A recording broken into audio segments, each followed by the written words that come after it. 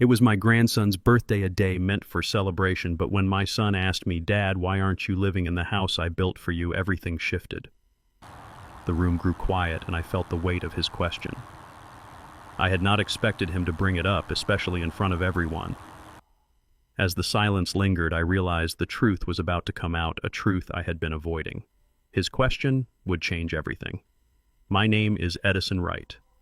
I am 69 years old, and until that afternoon, I thought I had done everything right by my family. As a retired construction contractor, I spent 40 years breaking my back so my son would never have to. But before I continue this story, let me know where you are watching from in the comments below. Hit like and subscribe if you have ever sacrificed everything for a child, only to be treated like a burden. The afternoon sun beat down on the sprawling backyard of the $2 million estate my son Devin shared with his wife Harper. It was my grandson Mason's 7th birthday party, but looking around you would think it was a networking event for the city's wealthiest elite. Caterers in crisp white shirts floated past carrying trays of expensive appetizers. Harper's parents, Gary and Brenda, held court by the infinity pool, holding glasses of imported champagne and laughing loudly with their country club friends. I stood near the edge of the patio trying to make myself as small as possible. I was wearing my best Sunday suit, but next to the designer clothes and luxury watches surrounding me, my faded jacket and scuffed dress shoes made me look like I had wandered in off the street. I did not belong in this world of manicured lawns and superficial smiles. I was a man who built things with his hands, a man who knew the value of a hard-earned dollar. Yet I stayed in the corner holding a plastic cup of water, just happy to catch glimpses of little Mason running around in his superhero cape. I kept quiet, hoping to blend into the background. But in a family where appearances are everything, an old black man in a worn-out suit is a stain on a perfect picture. And my son was about to make sure everyone knew it. The music had quieted down for the cake cutting. Everyone gathered around the massive marble patio table. I stepped forward, just wanting to be near my grandson to sing to him. As the final notes of the song faded and everyone clapped, Devin turned to me. His eyes were cold and calculating. He held up his hand, demanding the attention of his wealthy guests. "Dad," he said, his voice projecting loud enough for the entire yard to hear. "I have been meaning to ask you something in front of everyone. Why aren't you living in the guest house I built for you? Why do you insist on staying down in that dark, unfinished basement?" The silence that followed was suffocating. Dozens of eyes turned toward me. Harper's friends whispered behind their hands. Gary and Brenda exchanged a look of pure condescension. Devin's question was a masterclass in manipulation. To the outside world, he sounded like a concerned, generous son trying to provide for his stubborn, aging father. But I knew the truth. Devin had not built me a house. 5 years ago, when Devin wanted to start his own tech firm, he came to me begging for help. He was drowning in loans and the banks had turned him away. So I did what any loving father would do. I sold the home I had lived in for 40 years, the home where I raised him, and gave him $500,000 in cash. Every penny I had, officially to my name, went into his business. In return, he promised me the beautiful guest house on his new property. But the day I moved in, Harper decided the guest house would be better suited as her private yoga studio. I was quietly ushered down to the damp, windowless basement. Now, standing in front of the crowd, I felt a lump form in my throat. I could have exposed him right there. I could have told his rich friends that his entire empire was built on his father's sweat and blood.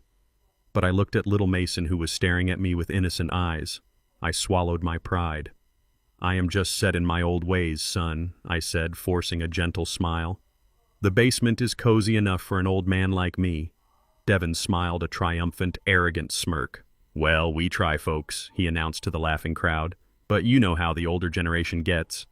The party ended and the guests eventually drove away in their luxury cars. I retreated to my basement, pulling the thin blanket over my shoulders. The air down there was always cold, smelling of mildew and old concrete. I was sitting on the edge of my cot, staring at the blank wall, when the heavy wooden door at the top of the stairs swung open. Heavy footsteps marched down the wooden steps. It was Harper. She was still wearing her expensive designer dress, but the fake, sweet smile she wore for her friends was completely gone. Her face was twisted into a snarl of pure disgust. "What were you thinking today, Edison?" she hissed, crossing her arms over her chest. Her voice was sharp, cutting through the quiet basement. "You hovered around the cake looking like a homeless beggar. You almost embarrassed Devin in front of his investors." I stood up slowly. my joints aching from the damp cold. "I just wanted to wish my grandson a happy birthday, Harper," I said. "It is my right as his grandfather." "You're right," she mocked, stepping closer. Her pale face was flushed with anger.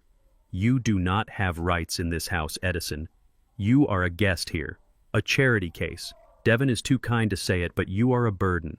We let you stay in this basement out of the goodness of our hearts, and you repay us by creeping around our high-profile guests, making us look like we dragged you out of a shelter." She pointed a manicured finger directly at my chest. "Let me make this crystal clear. If you ever step out of line again or try to play the victim in front of my parents or our friends, I will make sure you never see Mason again. Do you understand me? You will be completely cut out of his life. You will rot down here alone." I kept my mouth shut. 40 years in the construction business had taught me how to handle toxic people. You never argue with a wrecking ball, you just step out of the way and let it swing. I nodded slowly, keeping my face entirely blank. "I understand, Harper," I said quietly. She scoffed, rolling her eyes in absolute contempt. "You better," she snapped, turning around abruptly to march back up the stairs. As she spun around, the sudden movement caused something to slip out of the shallow pocket of her designer dress. A small, crumpled piece of paper fluttered to the concrete floor, landing silently near my worn-out shoes. Harper did not notice. She stomped up the wooden stairs, slamming the heavy door shut behind her and locking it from the outside. The click of the deadbolt echoed in the damp basement, a daily reminder of my imprisonment. I let out a long, slow breath and bent down to pick up the paper she had dropped. My hands were rough and calloused from decades of hard labor, but they trembled slightly as I smoothed out the crumpled receipt. I put on my reading glasses and squinted at the faded ink under the single bare light bulb hanging from the ceiling. It was not a grocery receipt or a boutique bill. It was a formal past-due debt notice from a high-stakes casino downtown. The total amount owed was staggering, a number that made my stomach drop. But what truly froze the blood in my veins was the name printed clearly at the top of the final notice: Devin Wright. I stared at the thick black letters spelling my son's name. The amount due was a staggering $250,000. My chest tightened until it was hard to breathe. Devin was not a successful tech entrepreneur. He was a degenerate gambler. I sat down heavily on my stiff cot, folding the paper carefully and slipping it into my shirt pocket. My mind raced back to all those times Devin had claimed his company was just waiting on a huge round of funding to pay me back. It was all a lie to cover his addiction.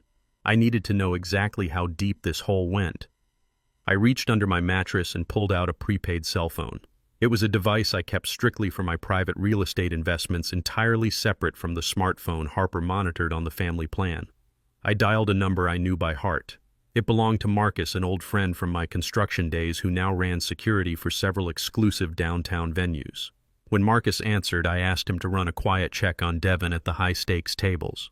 It took less than an hour for Marcus to call back. The reality was much worse than the piece of paper. Marcus told me Devin was a regular in the VIP lounges, known for losing massive hands and borrowing heavily from predatory lenders just to stay at the table.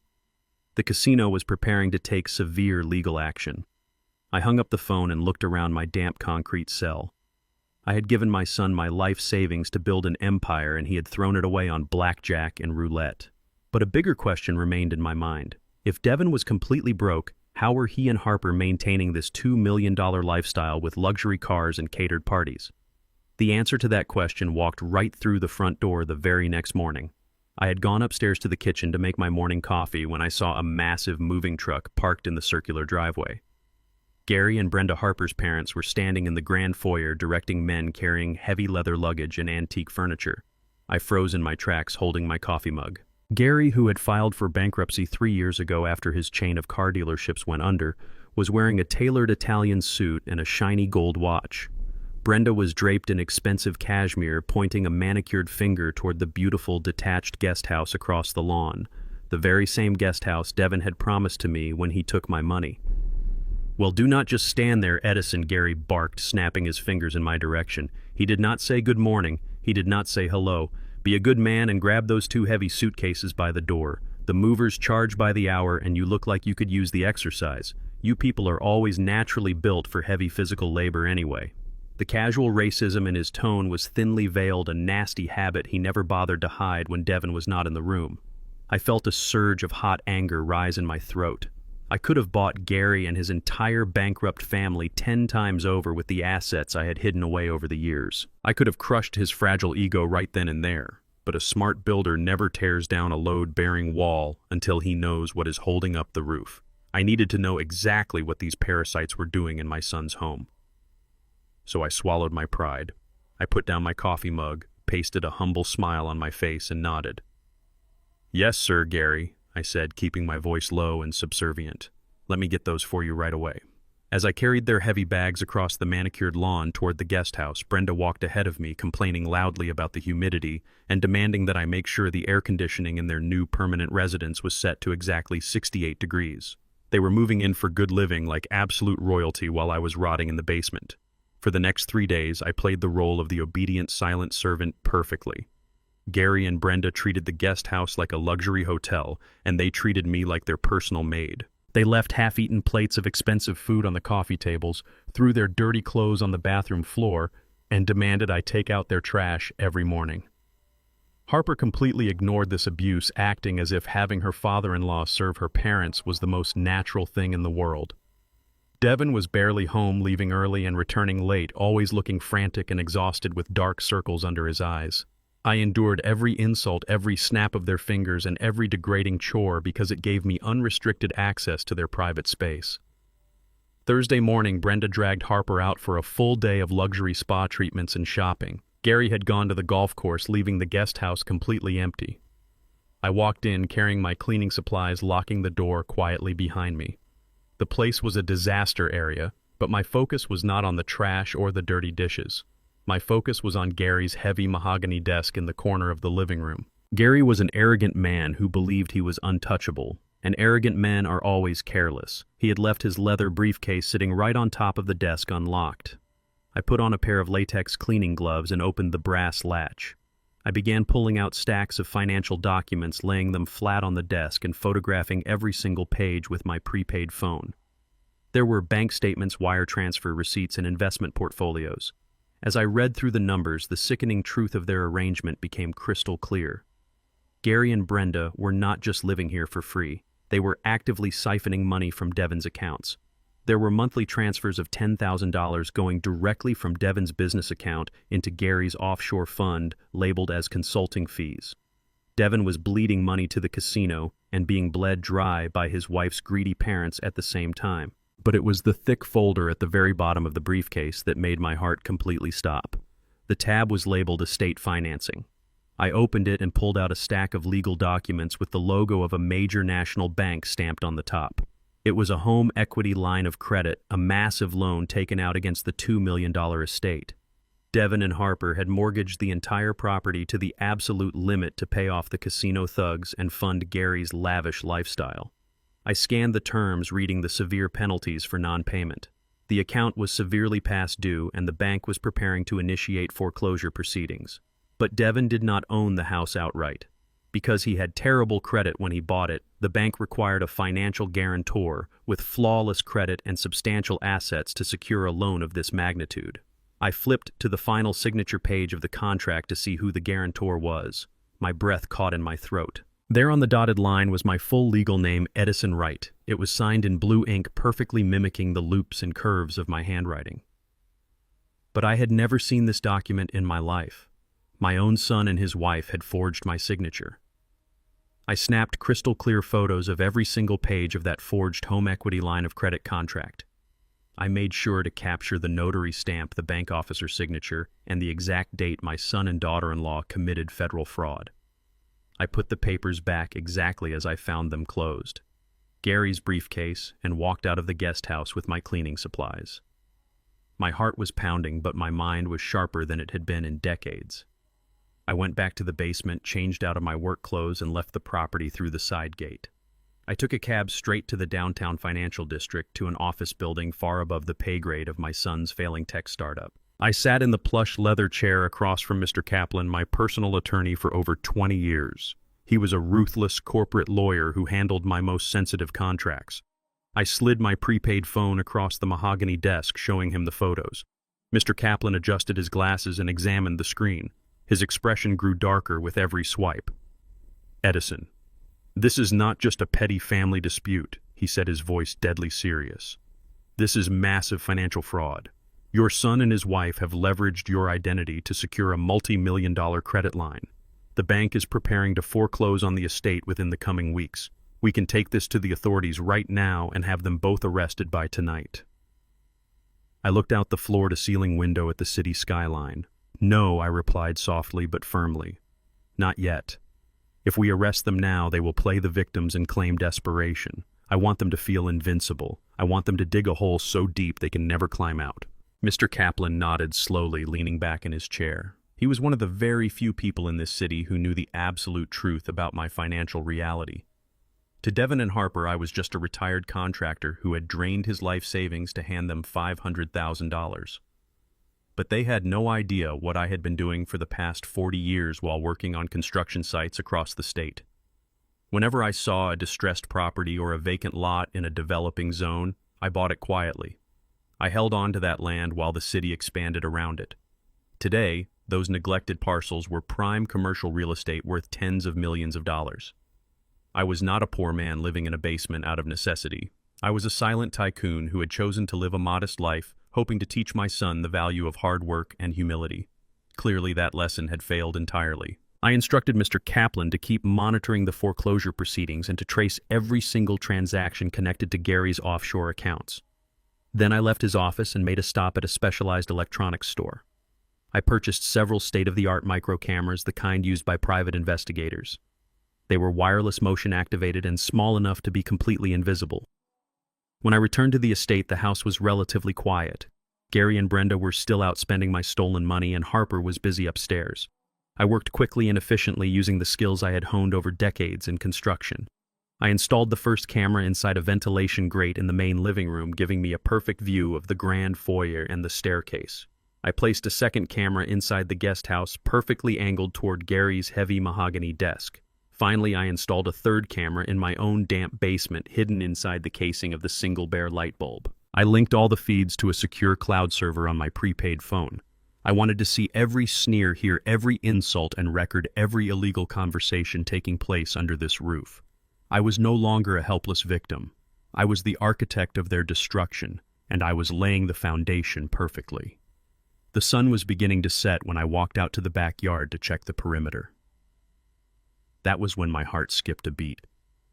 Scattered across the manicured grass right next to the infinity pool were my belongings. My old canvas duffel bag, my heavy winter coat, the few framed photographs of my late wife, and my modest collection of books were piled up like common garbage. The wooden frames were cracked, the glass shattered on the patio stones. I stood there staring at the remnants of my life casually tossed aside. Before I could even process the utter disrespect, the sliding glass door slammed open. Harper marched out onto the patio, holding a clipboard and glaring at me with absolute venom. Her parents, Gary and Brenda, stood right behind her, sipping expensive wine and watching the show with amused smiles. Devon was nowhere in sight, cowardly, avoiding the confrontation as usual. "What is the meaning of this, Harper?" I asked, keeping my voice perfectly steady despite the rage boiling in my blood. She marched down the patio steps, stopping just a few feet away from me. "The meaning is that your free ride is over, Edison," she snapped, her voice dripping with contempt. "My parents are permanently settled in the guest house, and we have decided to rent out the basement to a local college student to generate some extra passive income. We are running a household, not a charity." I looked at my broken picture frames on the ground and then back at her. "And where exactly am I supposed to go?" I asked softly. Harper smiled, a cold, calculated smirk that sent chills down my spine. She shoved a glossy brochure into my chest, forcing me to take it. "We have found a highly recommended state-funded assisted living facility just outside the city limits," she said brightly. "It is perfectly suited for someone in your rapidly declining mental state. You have been acting very confused lately, Edison, wandering around, forgetting your place, muttering to yourself. The doctor agrees that you need round-the-clock supervision." The audacity of her lie was staggering. She was setting the stage to declare me mentally incompetent through intense gaslighting. A state-funded facility was essentially a warehouse for the forgotten elderly, a place where people went to fade away in misery. She wanted me locked up and heavily medicated so I could never interfere with her and Devon's massive financial fraud. Gary chuckled from the patio, taking a sip of his wine. "It is for your own good, old man," he called out lazily. You will be much more comfortable with your own kind anyway." Harper crossed her arms, waiting for me to explode. She wanted me to yell to cause a scene so she could call the police and prove my supposed mental instability. She needed me to look dangerous and unhinged to validate her lies. I looked at the brochure in my calloused hands. The facility looked bleak and depressing, the exact kind of nightmare they thought I deserved. I looked back at Harper, seeing the pure greed and malice shining in her eyes. I did not yell. I did not defend myself. Instead, I let my shoulders slump, adopting the posture of a defeated, broken old man. I gave her a weak, trembling nod and smiled a sad, submissive smile. "You are right, Harper," I whispered, my voice cracking perfectly. "I have been feeling very tired lately. If you and Devin think this is what is best for me, I will pack the rest of my things." I stepped back away from my ruined belongings and walked slowly toward the basement door. I did not look back, but I could feel their triumphant grins burning into my back. They thought they had won. They thought they had buried me alive. But as I closed the heavy wooden door behind me, my sad smile vanished, replaced by a look of cold, absolute certainty. The bait was set. The trap was armed. And they were walking right into it. The very next morning, the psychological warfare began in earnest. Harper did not waste a single minute setting the stage for my institutionalization. While I was in the kitchen pouring my morning coffee, she invited 3 of her wealthy neighborhood friends over for brunch on the patio. I listened through the cracked window as she poured mimosas and painted a tragic picture of my supposed mental decline. She sighed dramatically, dabbing her dry eyes with a silk napkin, telling them how I wander the halls at night muttering to myself. She claimed I had forgotten my own grandson's name twice this week. Her friends gasped in exaggerated sympathy, praising her for being such a saint to put up with a senile old man. It was a masterful performance designed to plant seeds of doubt in the community. But she did not stop at malicious gossip. Later that afternoon, I went to the bathroom cabinet to take my daily heart vitamins. The orange prescription bottle was completely gone. I checked the sink, the shelves, and even the trash can. Nothing. When I walked into the hallway, I found Harper standing there with a look of feigned pity. "Are you looking for these, Edison?" she asked, holding up the exact bottle I was searching for. "You left them in the refrigerator right next to the milk. I am getting really worried about you. You are becoming a danger to yourself." The gaslighting was so blatant, it was almost insulting. I had not opened the refrigerator all day. She was actively trying to make me doubt my own sanity, to break my mind so my bank accounts would be left undefended.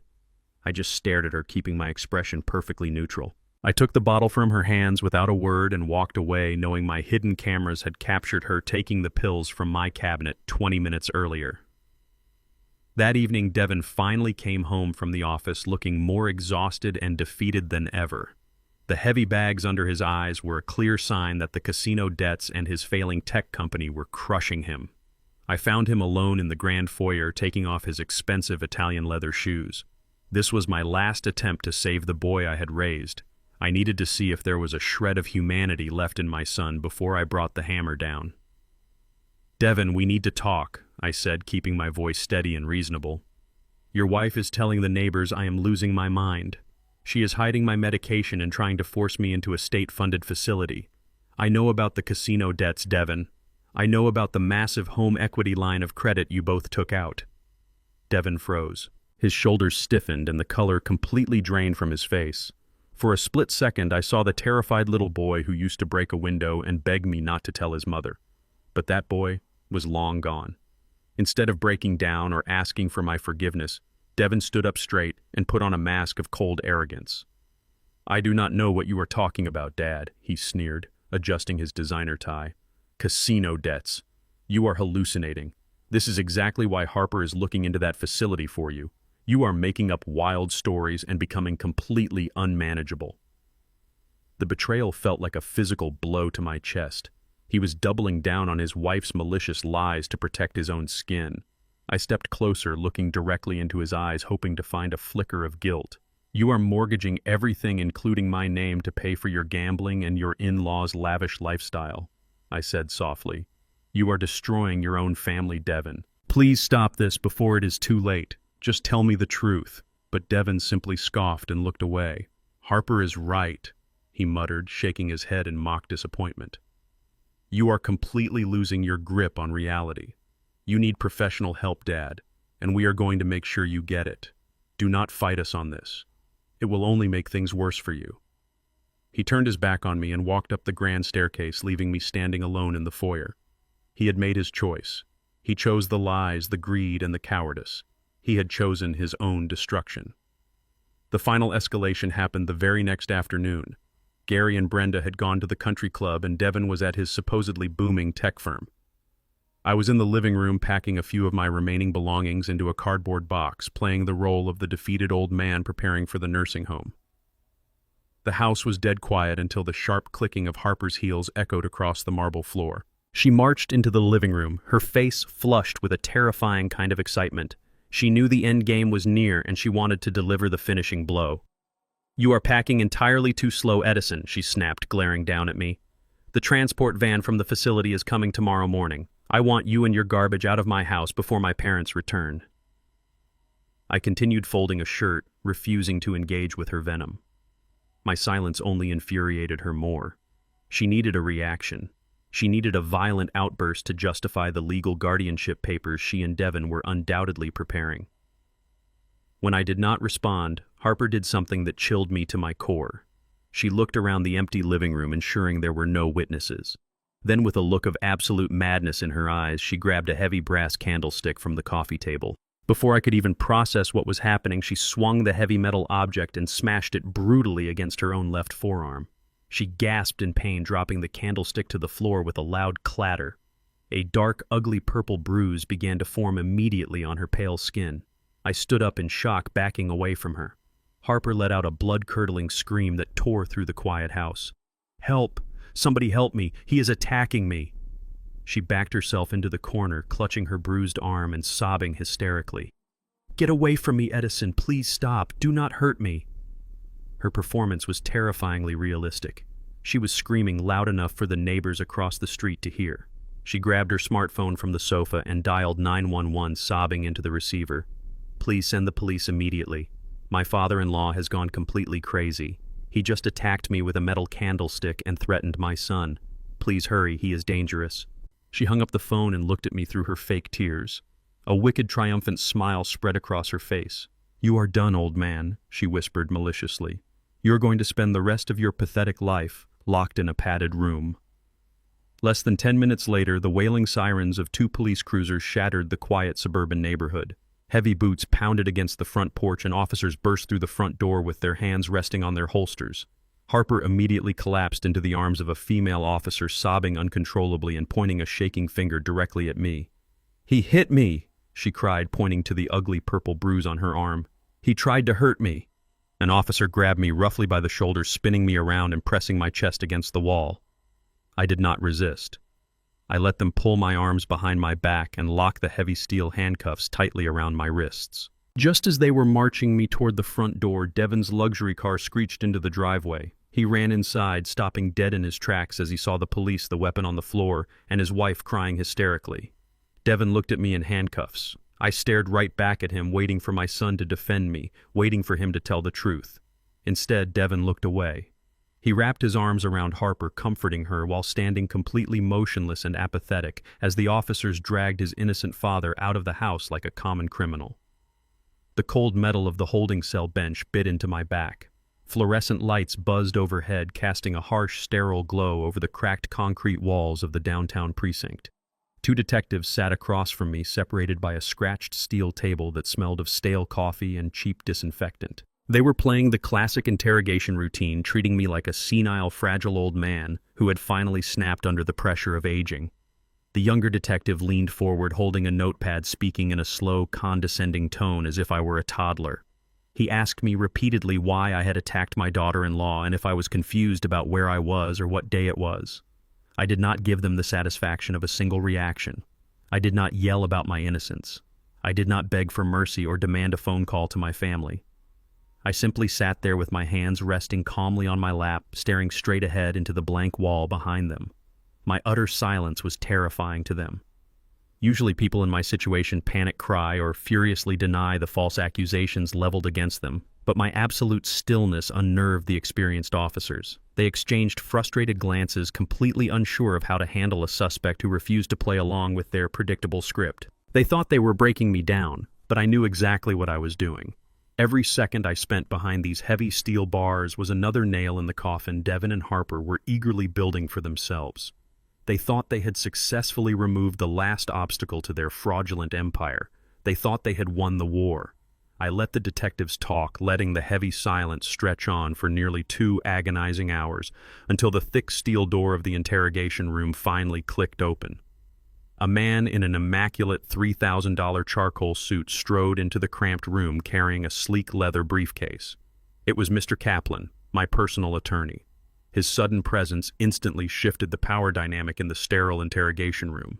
He did not look at the detectives immediately. Instead, he walked directly over to me, placed a reassuring hand on my shoulder, and gave a firm nod.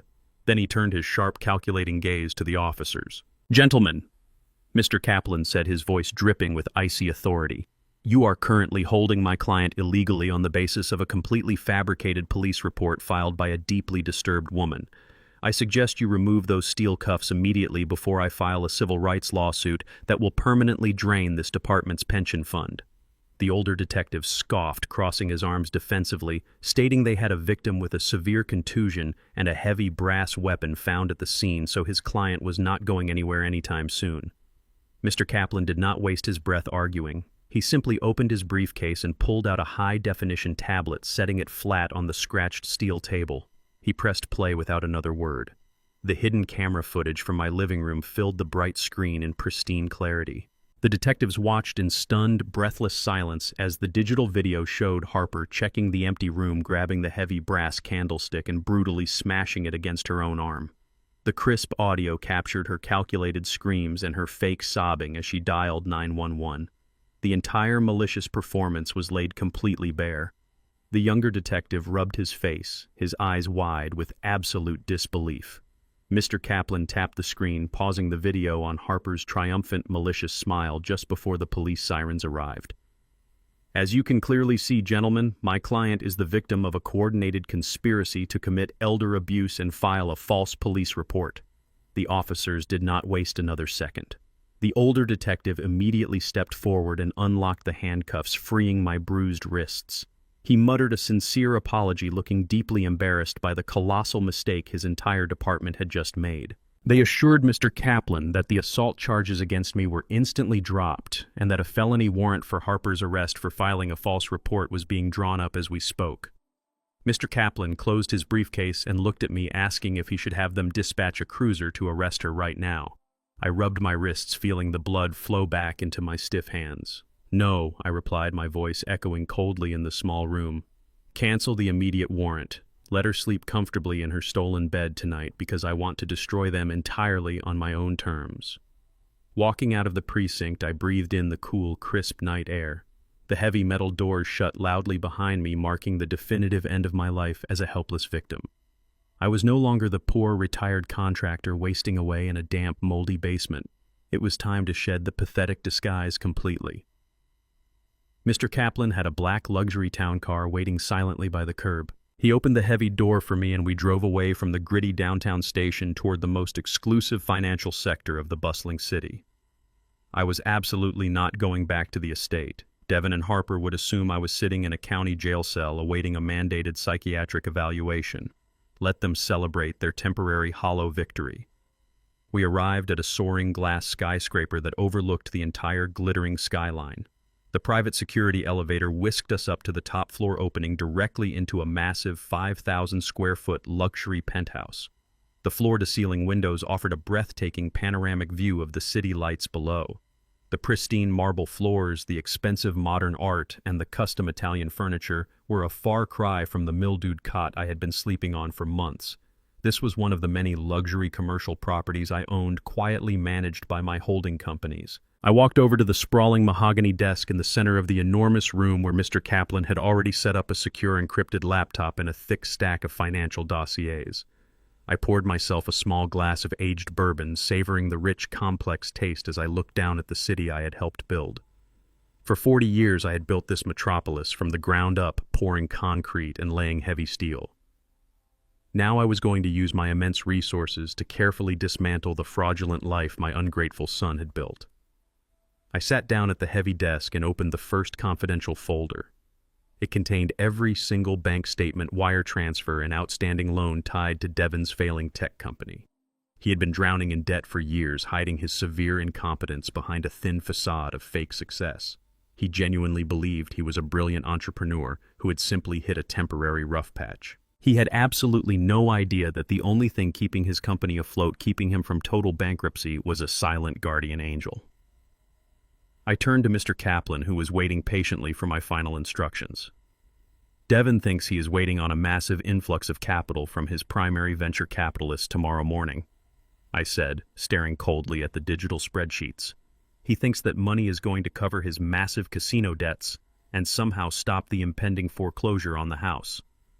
Mr. Kaplan nodded firmly, confirming that the anonymous trust was scheduled to release a $2 million lifeline to his corporate account at exactly 8 in the morning. He reminded me that I had been funding his illusion of success for 3 long years. I took a slow, deliberate sip of my bourbon, letting the harsh reality of my next decision settle in my chest. It was time to pull the plug forever. Contact the bank directors. I instructed, my voice devoid of any paternal warmth. I want the anonymous trust dissolved immediately. Cancel the transfer completely, cut off every single line of credit, and freeze the backup corporate accounts. Do not leave him a single dime to survive on. Mr. Kaplan smiled a sharp, predatory smile and opened his laptop to execute the devastating orders. Tomorrow morning, my arrogant son was going to wake up and realize that the invisible safety net he had taken for granted his entire life was completely gone. The freefall was about to begin. The bright morning sun felt like a harsh spotlight exposing a massive fraud as Devon stormed into the grand lobby of his corporate bank. It was exactly 8:30 in the morning, and he had barely slept a single wink, expecting to wake up to a massive notification on his smartphone confirming a $2 million wire transfer. That money was supposed to be his ultimate salvation. It was earmarked to pay his furious development team, silence the aggressive casino debt collectors, and temporarily stall the looming foreclosure on the $2 million estate. Instead, his banking app showed a terrifying string of zeros.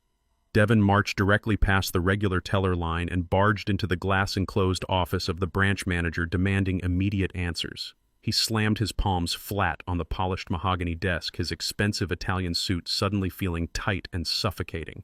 He ordered the manager to manually refresh the system, shouting that a massive scheduled deposit from his primary venture capital firm was missing. The branch manager, a stern man who had tolerated Devon's arrogant outbursts for years, simply adjusted his glasses and turned his monitor around. The screen displayed a stark, glaring red banner across all of Devon's corporate accounts, indicating a total freeze. The manager folded his hands and spoke in a tone utterly devoid of sympathy. He informed Devon that not only was the expected wire transfer canceled, but the entire line of credit attached to his tech startup had been permanently revoked. Devon felt the blood drain from his face. He stammered loudly, insisting there had to be a catastrophic clerical error. He demanded they call the anonymous trust immediately and fix the glitch before his entire life fell apart. But the manager just shook his head, delivering the first crushing blow of reality. There was no glitch, and there was no money left to protect him. Devon paced frantically back and forth across the plush carpet of the manager's office, pulling at his designer tie as if it were a suffocating noose. He pulled out his phone and arrogantly ordered the manager to give him the direct contact information for the anonymous angel investor who had been funding his startup for the past 3 years. Devon loudly declared that he had a personal working relationship with the board of this trust and that they simply needed an updated quarterly projection report to release the funds. The branch manager let out a heavy sigh, removing his glasses and looking at Devon with a mixture of pity and absolute disdain. The manager plainly stated that there was no board of directors and there was no venture capital firm. Devon froze, his manic pacing coming to an abrupt halt. He demanded to know what the manager meant. The harsh truth was finally laid bare in that cold office. The manager explained that the anonymous trust was a single private individual who had mandated absolute secrecy. For 3 long years, this single anonymous investor had been artificially keeping Devon's failing tech company alive. The manager pulled a thick physical file from his drawer and tossed it onto the desk, telling Devon to look closely at his own financial history.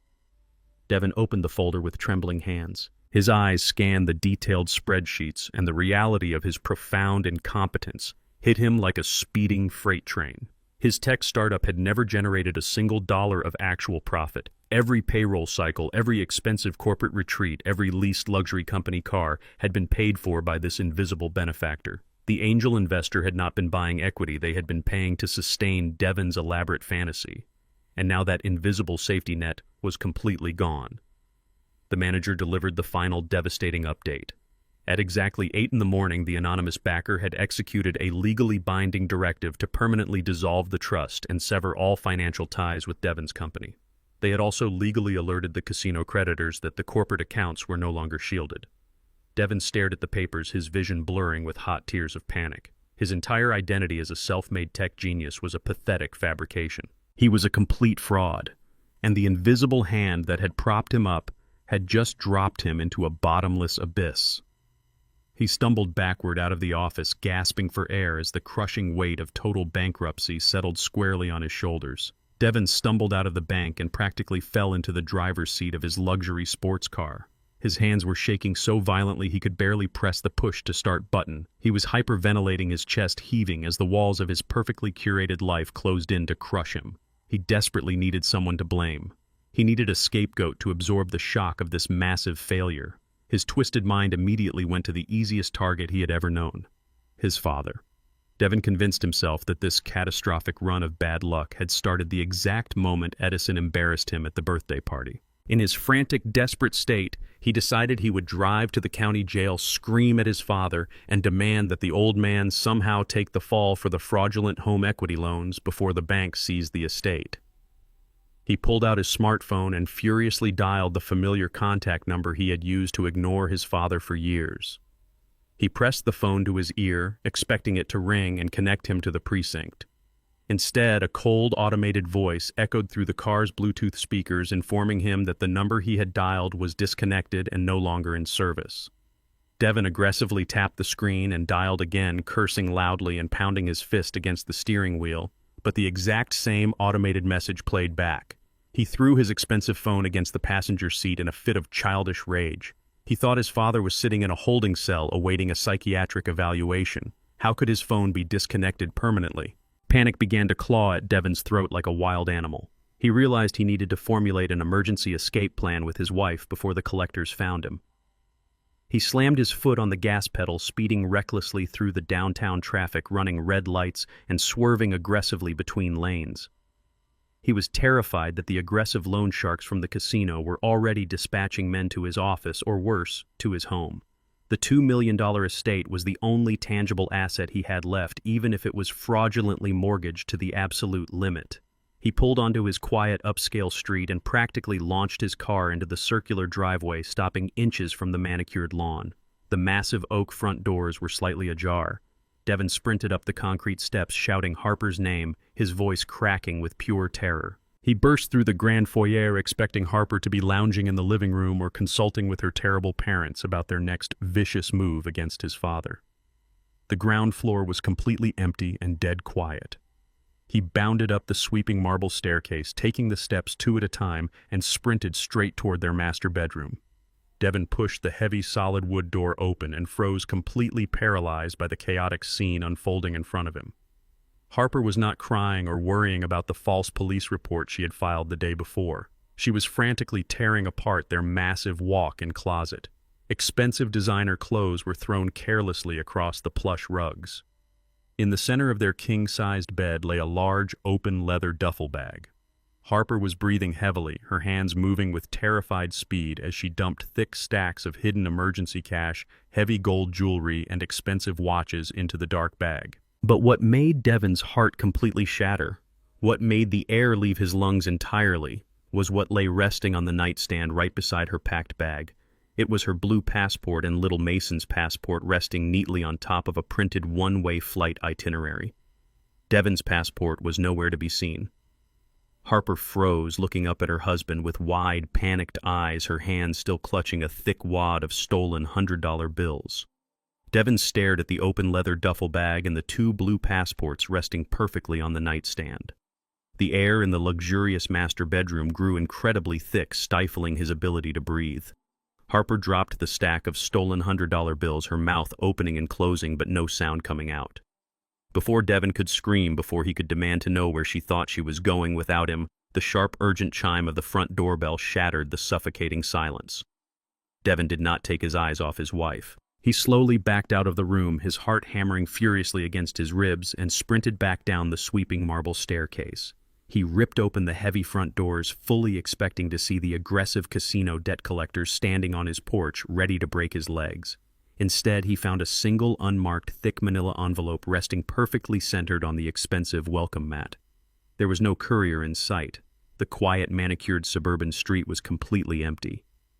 Devon picked up the heavy envelope. It had his name typed in bold, black letters across the front. A sudden wave of nausea washed over him as his hands trembled. He tore the thick paper seal right there in the grand foyer, the very place where he had cowardly ignored his father's warnings just a day ago. He pulled out a stack of glossy 8x10 photographs and a small typed note. What he saw in those images made his vision blur and his stomach violently churn. The first photograph showed Harper sitting in a dimly lit, upscale downtown restaurant across from a man wearing a sharp, tailored suit. Devon recognized the man instantly.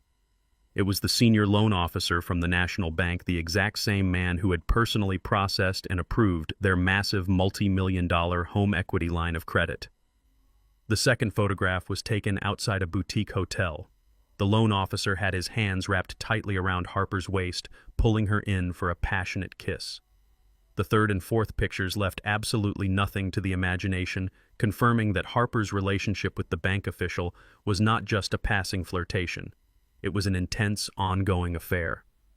The pieces of the puzzle slammed together in Devon's mind with devastating and absolute clarity. Harper had not just forged his father's signature on the legal loan documents. She had actively seduced the bank official to ensure the fraudulent paperwork bypassed the standard security checks. She traded her marriage vows to secure the cash needed to fund her parents' luxurious lifestyle and her own secret escape fund.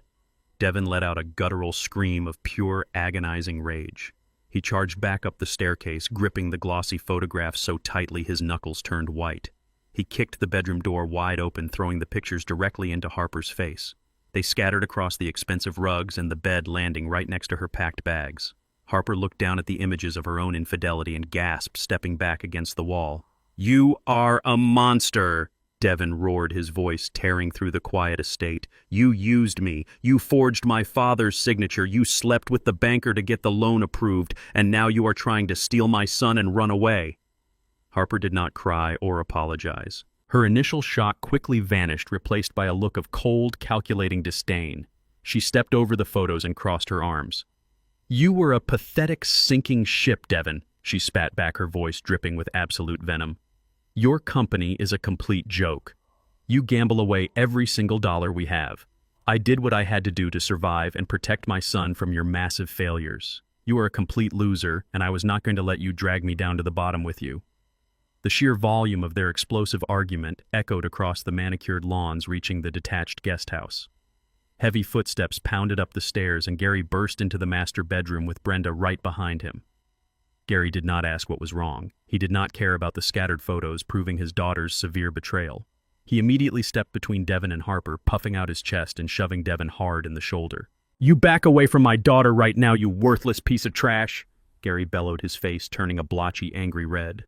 Devon stumbled back, pointing a shaking finger at the scattered evidence on the floor. "She is a liar and a cheat," Devon yelled. "She slept with the bank officer to commit federal fraud. She is stealing my money and trying to run away with my son." Brenda stepped forward, her face twisted into an ugly sneer. "What money, Devon?" she mocked, kicking one of the photos aside. "You do not have a single dime to your name. You are a broke, degenerate gambler. We always knew you were nothing but a fast-talking fraud playing dress-up in a rich neighborhood." Gary stepped closer, invading Devon's personal space, dropping the thin veil of tolerance he had worn for years. "We never wanted her to marry you anyway," Gary hissed, his voice laced with pure racial hatred. "You can put on expensive Italian suits and drive fancy sports cars, but underneath it all, you are just a street hustler from the wrong side of the tracks. You and your miserable father are exactly the same. You do not belong in this world. You never did. This house belongs to us now, and you are going to get out before I break your jaw." Devin felt the air completely leave his lungs. For years, he had alienated his own father, abandoning his roots to desperately fit into Harper's wealthy white world. He had bought their clothes, paid for their vacations, and funded their bankrupt lives.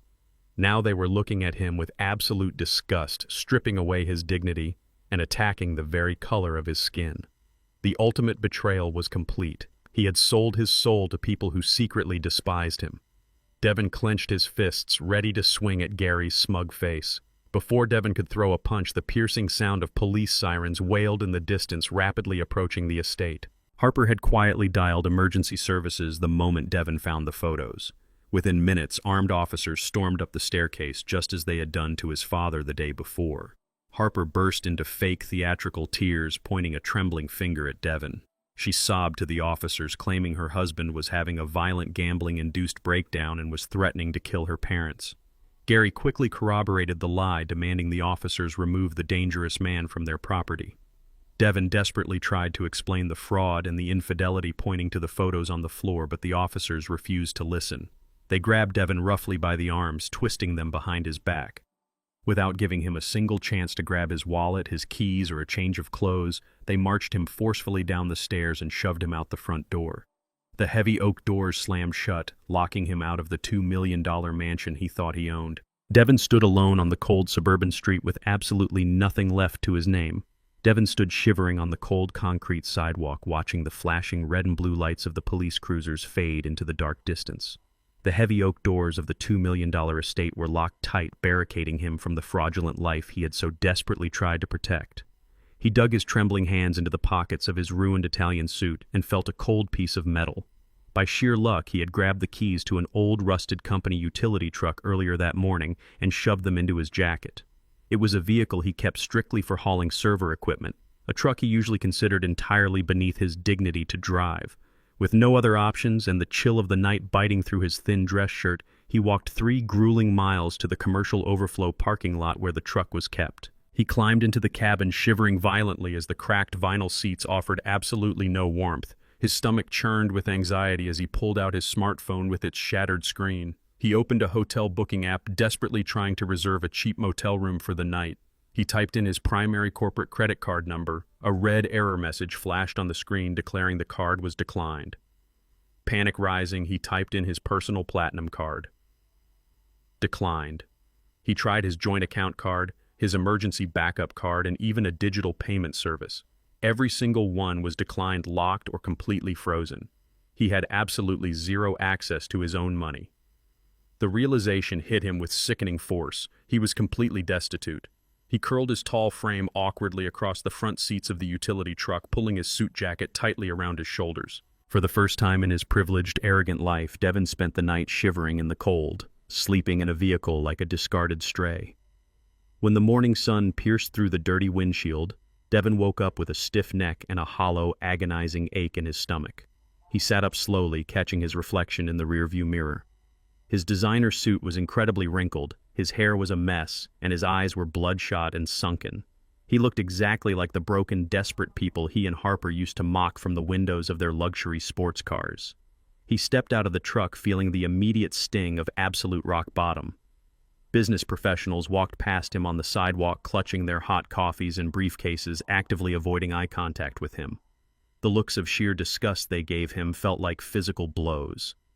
He was now invisible, just another destitute man on the street. Hunger gnawed relentlessly at his insides, but he did not have a single dollar bill to buy even a stale piece of bread. The crushing weight of his monumental failures finally shattered his ego.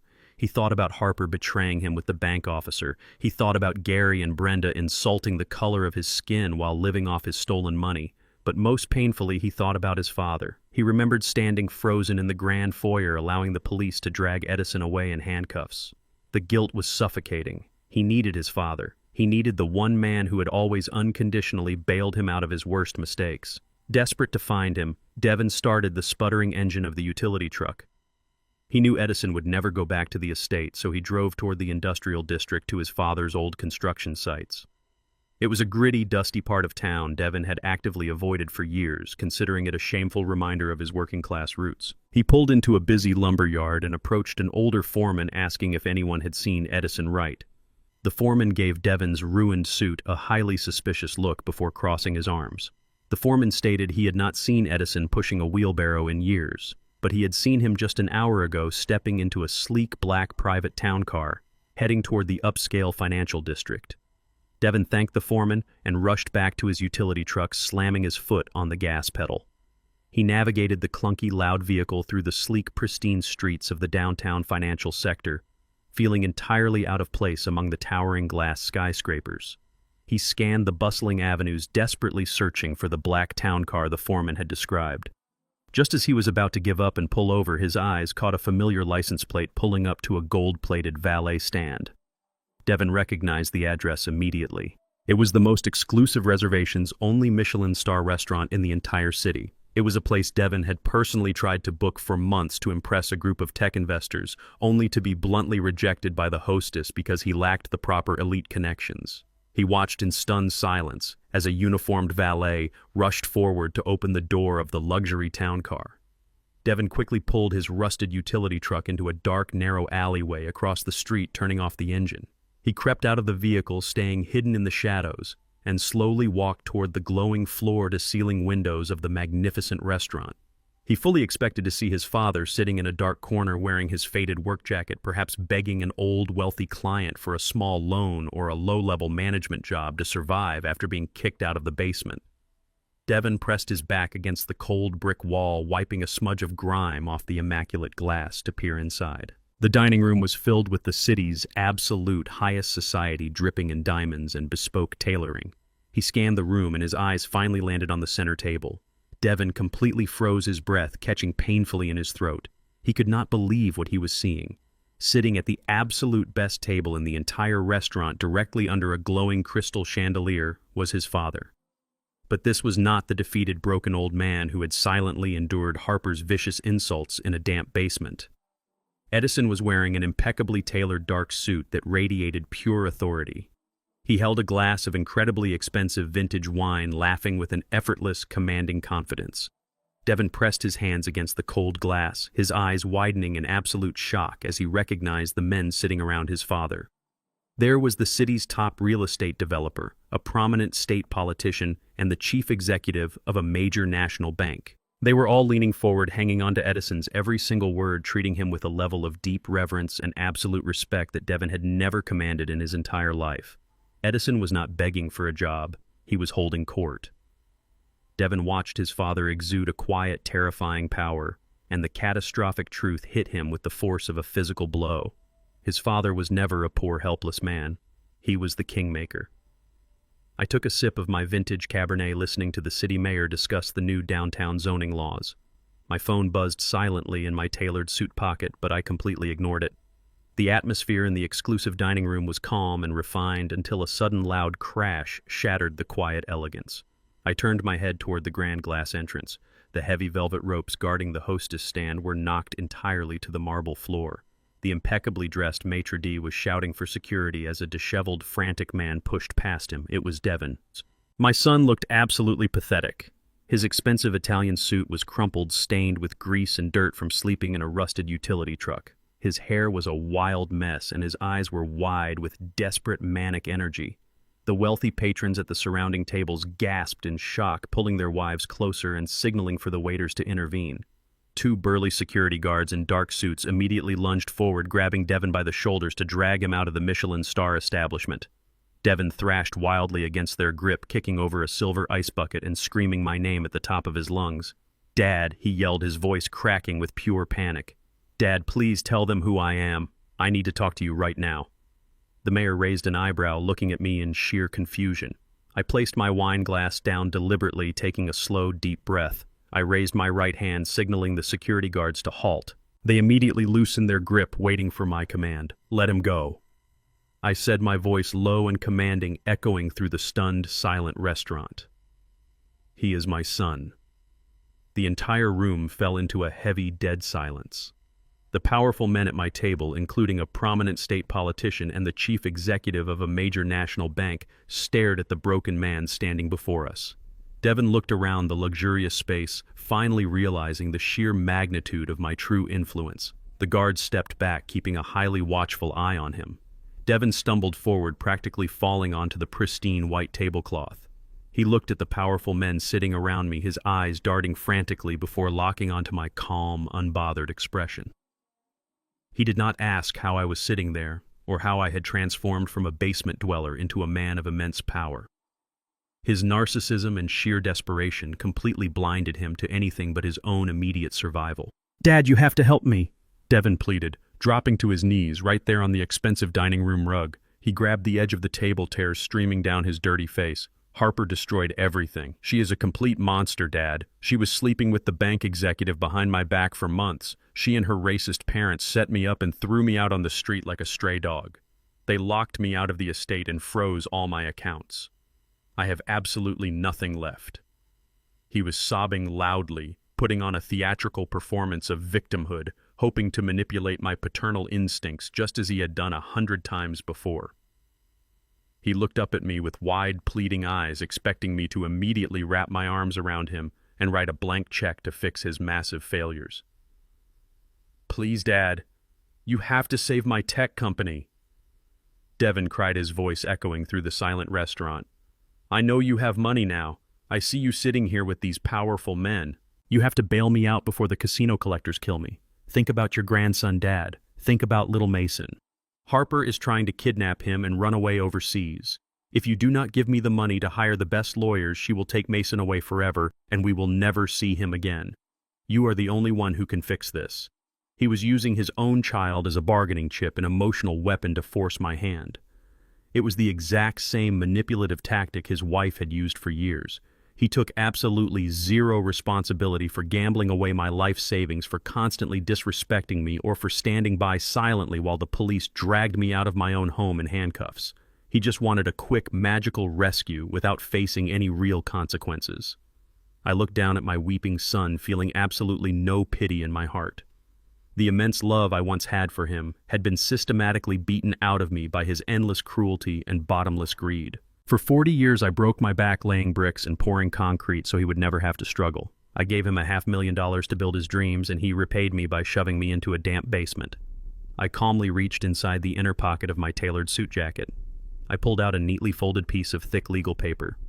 It was the high-resolution printed photograph of the home equity line of credit contract, the exact document I had found hidden in his father-in-law's mahogany desk. I slowly unfolded the paper and tossed it directly into Devon's crying face. It fluttered through the air and landed right on his lap, displaying the forged signature in bright blue ink. Devon looked down at the document and his fake sobbing instantly stopped. All the color drained from his face, leaving him looking like a terrified ghost. "Save you?" I asked, my voice dangerously quiet but sharp enough to cut glass. "You want me to save the man who mortgaged my name and my credit to pay off his degenerate casino debts? You want me to rescue the man who forged my signature to secure a multi-million-dollar loan for his racist in-laws?" Devon stammered, his hands shaking uncontrollably as he picked up the paper. "Dad, I can explain," he whispered frantically, looking around at the wealthy men sitting at my table who were watching him with absolute disgust. I was desperate. Harper made me do it. She said it was the only way to keep the business afloat. I slammed my fist onto the table, causing the crystal wine glasses to rattle violently. "Do not blame your treacherous wife for your own profound cowardice," I ordered, my voice booming with unquestionable authority. "You stood perfectly still and watched armed police officers slap steel handcuffs on my wrists for a crime I did not commit. You watched them drag me out of that house, and you did not say a single word to defend me. You threw me out, stole my life savings, and tried to lock me in a state-funded asylum so you could steal whatever I had left." I leaned forward, staring directly into his terrified, wide eyes. "You are not a victim, Devon. You are a criminal. And I do not have a son who behaves like a criminal."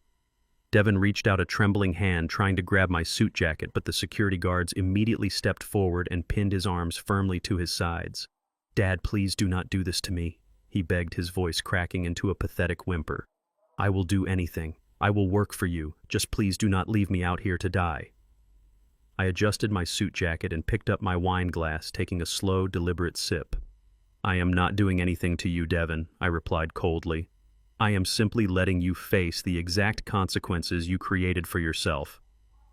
I turned my chair away from him, deliberately breaking eye contact, and resumed my conversation with the bank executive sitting to my left. The guards hauled Devon forcefully to his feet, dragging him backward toward the restaurant entrance.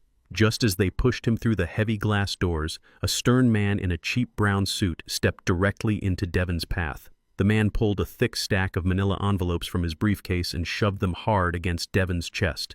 "Devon Wright," the man announced loudly, "you have been officially served." The papers scattered across the pavement, revealing bright red court stamps for massive casino debt collection and severe federal fraud charges. I watched through the window as my son sank to the cold concrete, completely destroyed. While Devon was collapsing on the cold concrete sidewalk outside the restaurant, his wife was already setting the next phase of her malicious plan into motion.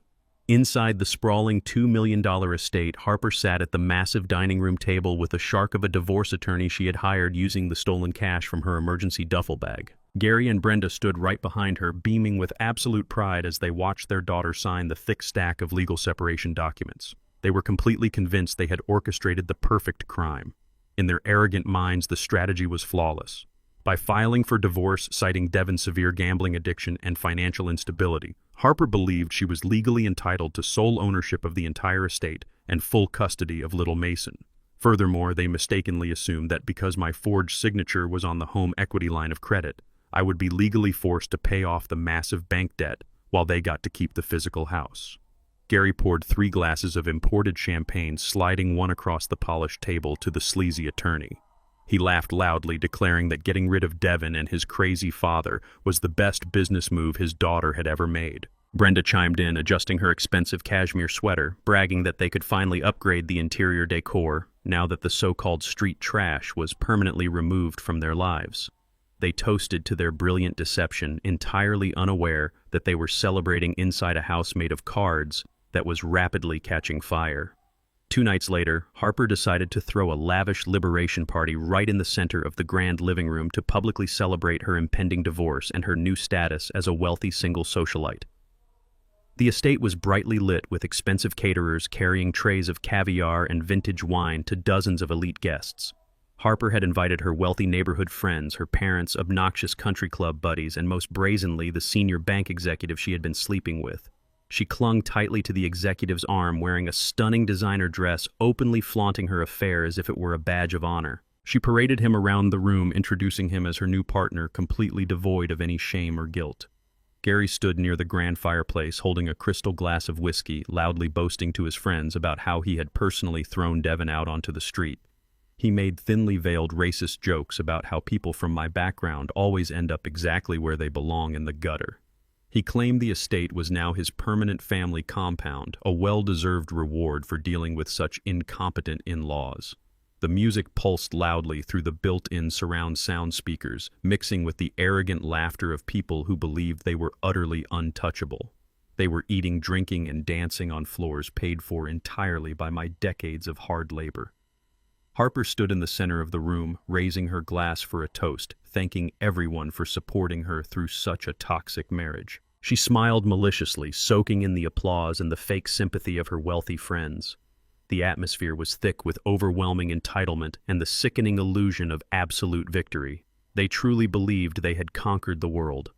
Right in the middle of Harper's boastful toast, a sudden thunderous pounding on the solid oak front doors echoed through the grand foyer. The loud, aggressive knocking completely drowned out the music and the chatter.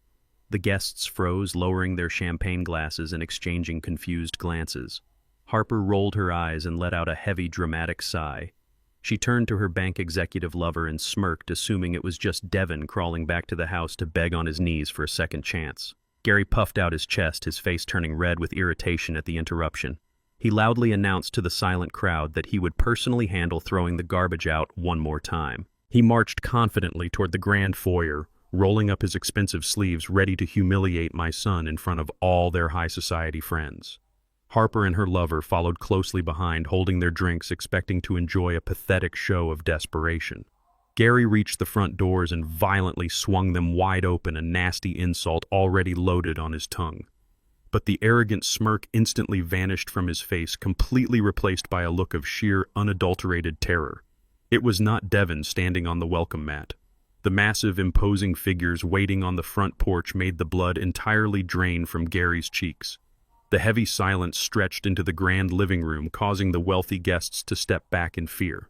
Standing on the porch was a heavily armed tactical police unit alongside the local chief of police, and stepping out from behind the wall of blue uniforms wearing an immaculate charcoal suit and a cold, predatory smile was my attorney, Mr. Kaplan. He held a thick stacks of official documents bearing the heavy red seal of the federal government.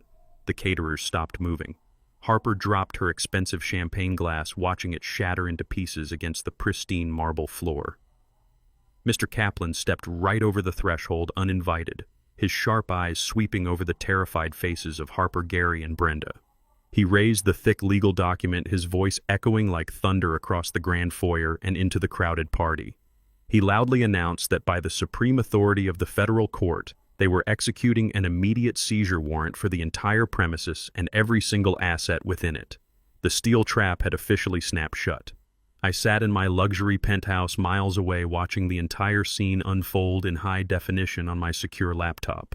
The hidden cameras I had installed in the living room and guest house captured every drop of sweat forming on Gary's forehead. Mr. Kaplan stood tall in the grand foyer, flanked by the police chief holding up the federal injunction. He projected his voice so every elite guest in the room could hear the absolute truth. "You do not own this property, Harper," Mr. Kaplan announced sharply, his words cutting through the shocked silence. "This entire estate, the land, the main house, and the guest house, belongs exclusively to an anonymous blind trust. My client, Edison Wright, is the sole executor and beneficiary of that trust. Devon was merely a tenant on paper allowed to reside here at my client's discretion." Harper scoffed, her face turning a blotchy red as she tried to maintain her haughty facade in front of her friends. "That is impossible," she snapped, crossing her arms. "We took out a multi-million-dollar home equity line of credit on this house. The bank fully approved it. We have the paperwork." Mr. Kaplan smiled a cold, predatory smile and pulled a copy of the forged contract from his briefcase. "You have fraudulent paperwork, Harper," he corrected her. "You and your husband forged Edison Wright's signature to mortgage a property you had absolutely no legal right to leverage. Because the underlying asset does not belong to you, the home equity line of credit is entirely null and void. You essentially stole millions of dollars from a federally insured institution using phantom collateral." The gasps from the wealthy guests echoed through my laptop speakers. Harper's arrogant smirk vanished completely, replaced by a look of sheer, unadulterated panic. Gary aggressively pushed his way to the front, his face trembling with a mixture of rage and terror. He pointed a shaking finger at Mr. Kaplan, demanding the police remove him from the premises. He shouted that he was a respected businessman and would not be intimidated by cheap legal tricks. Mr. Kaplan did not even blink. He simply turned his sharp gaze directly onto Gary and handed him a separate stack of thick legal documents. "You are no longer a businessman, Gary," Mr. Kaplan stated, his voice dripping with absolute authority. "You are the primary beneficiary of massive federal wire fraud. We have meticulously tracked every single dollar from the fraudulent bank loan. We traced the illegal monthly consulting fees Devon wired directly into your hidden offshore accounts. We tracked the funds you used to purchase your expensive sports cars, your country club memberships, and the designer clothes currently sitting in that guest house." Brenda let out a loud, dramatic gasp, clutching her pearl necklace as if she were about to faint. Gary ripped the papers from Mr. Kaplan's hands, scanning the pages with wide, terrified eyes. Mr. Kaplan continued delivering the killing blow with flawless precision. Because the original collateral for the loan is legally invalid, the National Bank is now executing an immediate emergency recall of the stolen funds. To satisfy the massive outstanding debt, they have officially frozen all of your personal banking accounts. Furthermore, federal marshals are currently at your primary residence across the state, seizing your remaining properties, your vehicles, and your investment portfolios. You are completely bankrupt, Gary. You do not have a single dime left to your name. Gary stumbled backward, bumping into a caterer and knocking a tray of expensive caviar to the marble floor. Brenda began sobbing hysterically, screaming at her husband to do something to call their own lawyers. But there was absolutely nothing left to do. The ironclad legal trap I had spent weeks carefully constructing had snapped completely shut around their necks. The wealthy elite guests who had been drinking their expensive champagne just minutes ago began quietly backing away toward the exits, terrified of being associated with such a monumental financial scandal. Gary and Brenda, the arrogant racists who had treated me like a worthless servant, were now entirely destitute, stripped of their fake wealth and their fake dignity right in front of their high society friends. Harper watched her parents' entire world completely collapse in a matter of seconds. The reality of her catastrophic failure finally crashed down upon her. She looked frantically around the grand living room, her eyes darting through the crowd of fleeing guests, until she spotted the senior bank executive she had been parading around all night.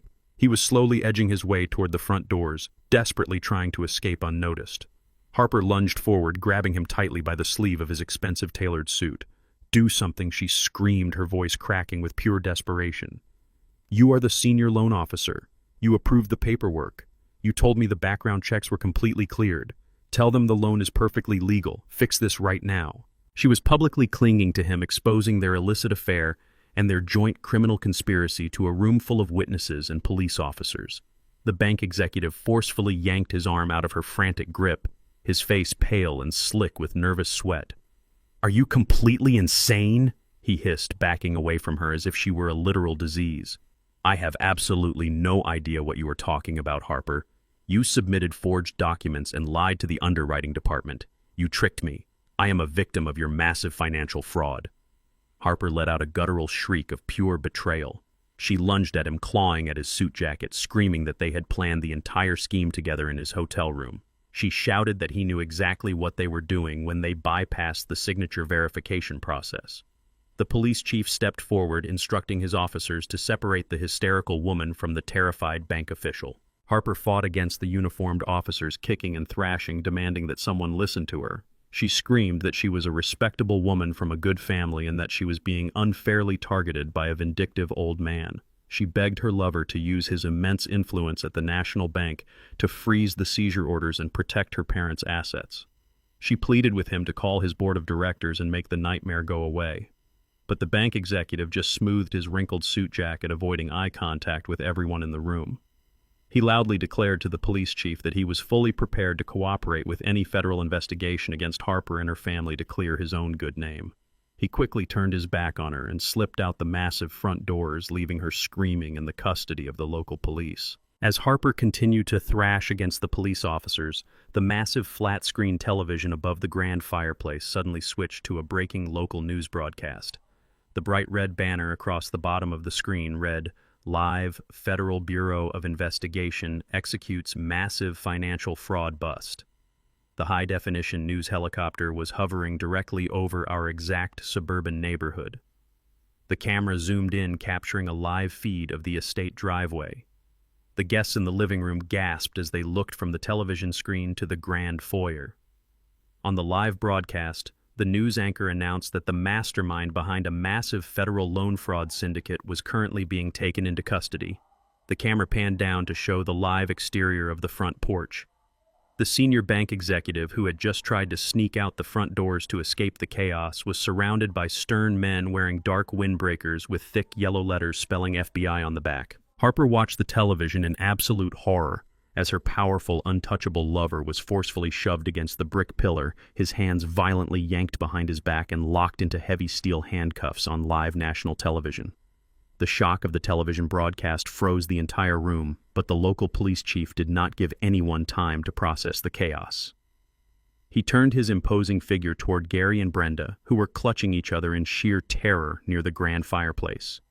The chief pulled a heavy set of keys from his belt and firmly ordered them to vacate the property immediately. Gary tried to puff out his chest one last time, demanding to call his lawyers, but Mr. Kaplan simply reminded him that his legal representation required a retainer he could no longer afford.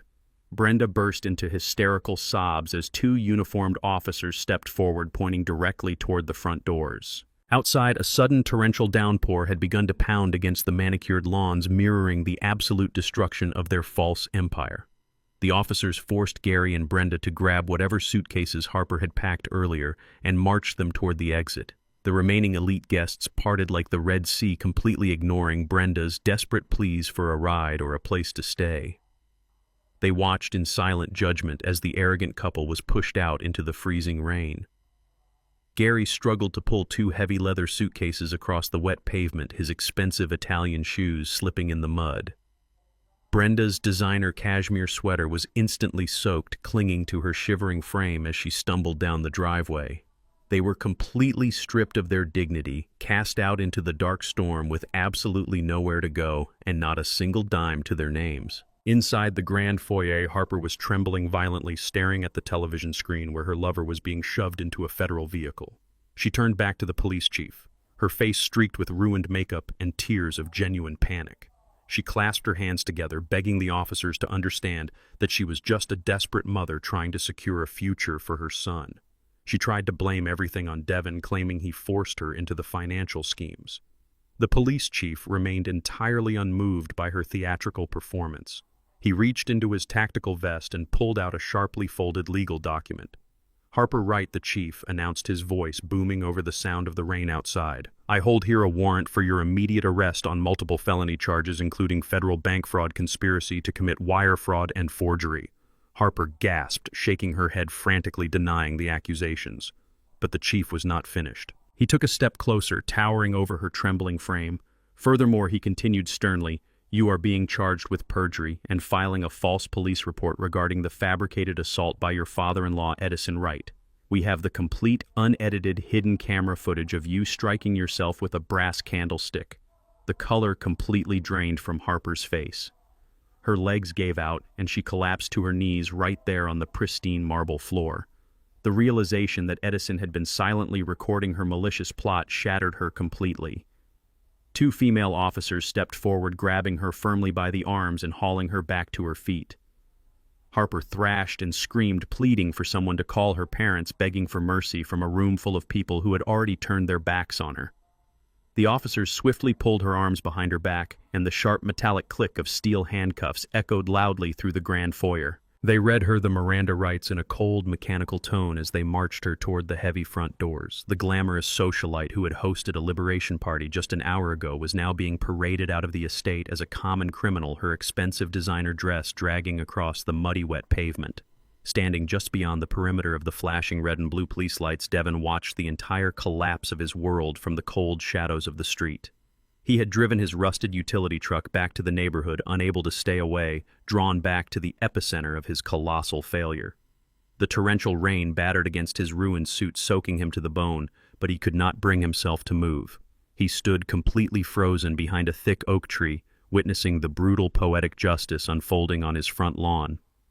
First he saw Gary and Brenda dragging their heavy luggage through the mud, slipping and cursing as the pouring rain destroyed their expensive clothes. The same people who had mocked his skin color and thrown him out like garbage were now homeless, wandering the dark suburban streets with absolutely nothing. A deep, bitter sense of vindication flared in Devin's chest, but it was quickly swallowed by a wave of profound emptiness. Then the heavy front doors swung open again. Devin held his breath as two uniformed officers marched his wife out onto the porch.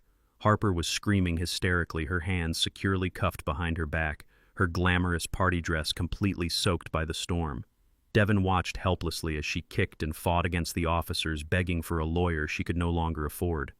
For years, he had alienated his own father to protect this woman, to fund her lavish lifestyle and secure his place in her elite world. He had turned a blind eye to her cruelty, allowed her to banish Edison to a damp basement, and forged his father's name just to keep a smile on her face. Now, seeing her true malicious nature fully exposed and punished, Devin realized he had sacrificed his soul for an absolute illusion. He watched as the officers forcefully shoved Harper into the back of a wet police cruiser, slamming the heavy door shut and trapping her inside. The flashing sirens illuminated his pale, soaked face, highlighting the sheer magnitude of his regret. He had lost his father, his business, his home, and his family. He was entirely alone, standing in the freezing rain with nothing but the crushing weight of his own profound cowardice. Devin took a shaky step backward, preparing to turn around and walk back to the cold cabin of his rusted utility truck. He believed the nightmare had finally reached its peak, and that he was nothing more than a ruined spectator to his wife's destruction. But as he turned his heel on the wet pavement, a bright, blinding flashlight suddenly snapped on, hitting him directly in the face. Two stern men wearing dark rain jackets stepped out from the shadows, blocking his only path of escape. Devin shielded his eyes, squinting against the harsh glare. Devin Wright, the taller man, asked, his voice cutting sharply through the sound of the pouring rain. Devon swallowed hard, giving a slow, defeated nod, expecting them to tell him to clear the area. Instead, the man reached into his jacket and pulled out a pair of heavy steel handcuffs. "You are under arrest for gross corporate negligence and severe financial embezzlement," the agent stated coldly, grabbing Devon's soaking wet shoulder. "You are coming with us." Devon sat on the rigid steel bench of the county holding cell, pulling his thin orange jumpsuit tightly across his chest. The fabric offered absolutely no protection against the freezing air conditioning that blasted through the sterile concrete room. His designer suit, the last pathetic symbol of his fake wealth, had been stripped away and bagged in the evidence room. The harsh fluorescent lights buzzed aggressively overhead, casting long, bleak shadows against the cinder-block walls. There were no windows, no clocks, and no sense of time passing. It felt like he had been locked in this freezing concrete box for an eternity, left entirely alone with the deafening echoes of his own colossal failures. Every time he closed his eyes, he saw the flashing police lights and the furious rain washing away the grand illusion he had spent years meticulously building. He thought about Harper being dragged away in handcuffs, screaming for a lawyer she could not afford.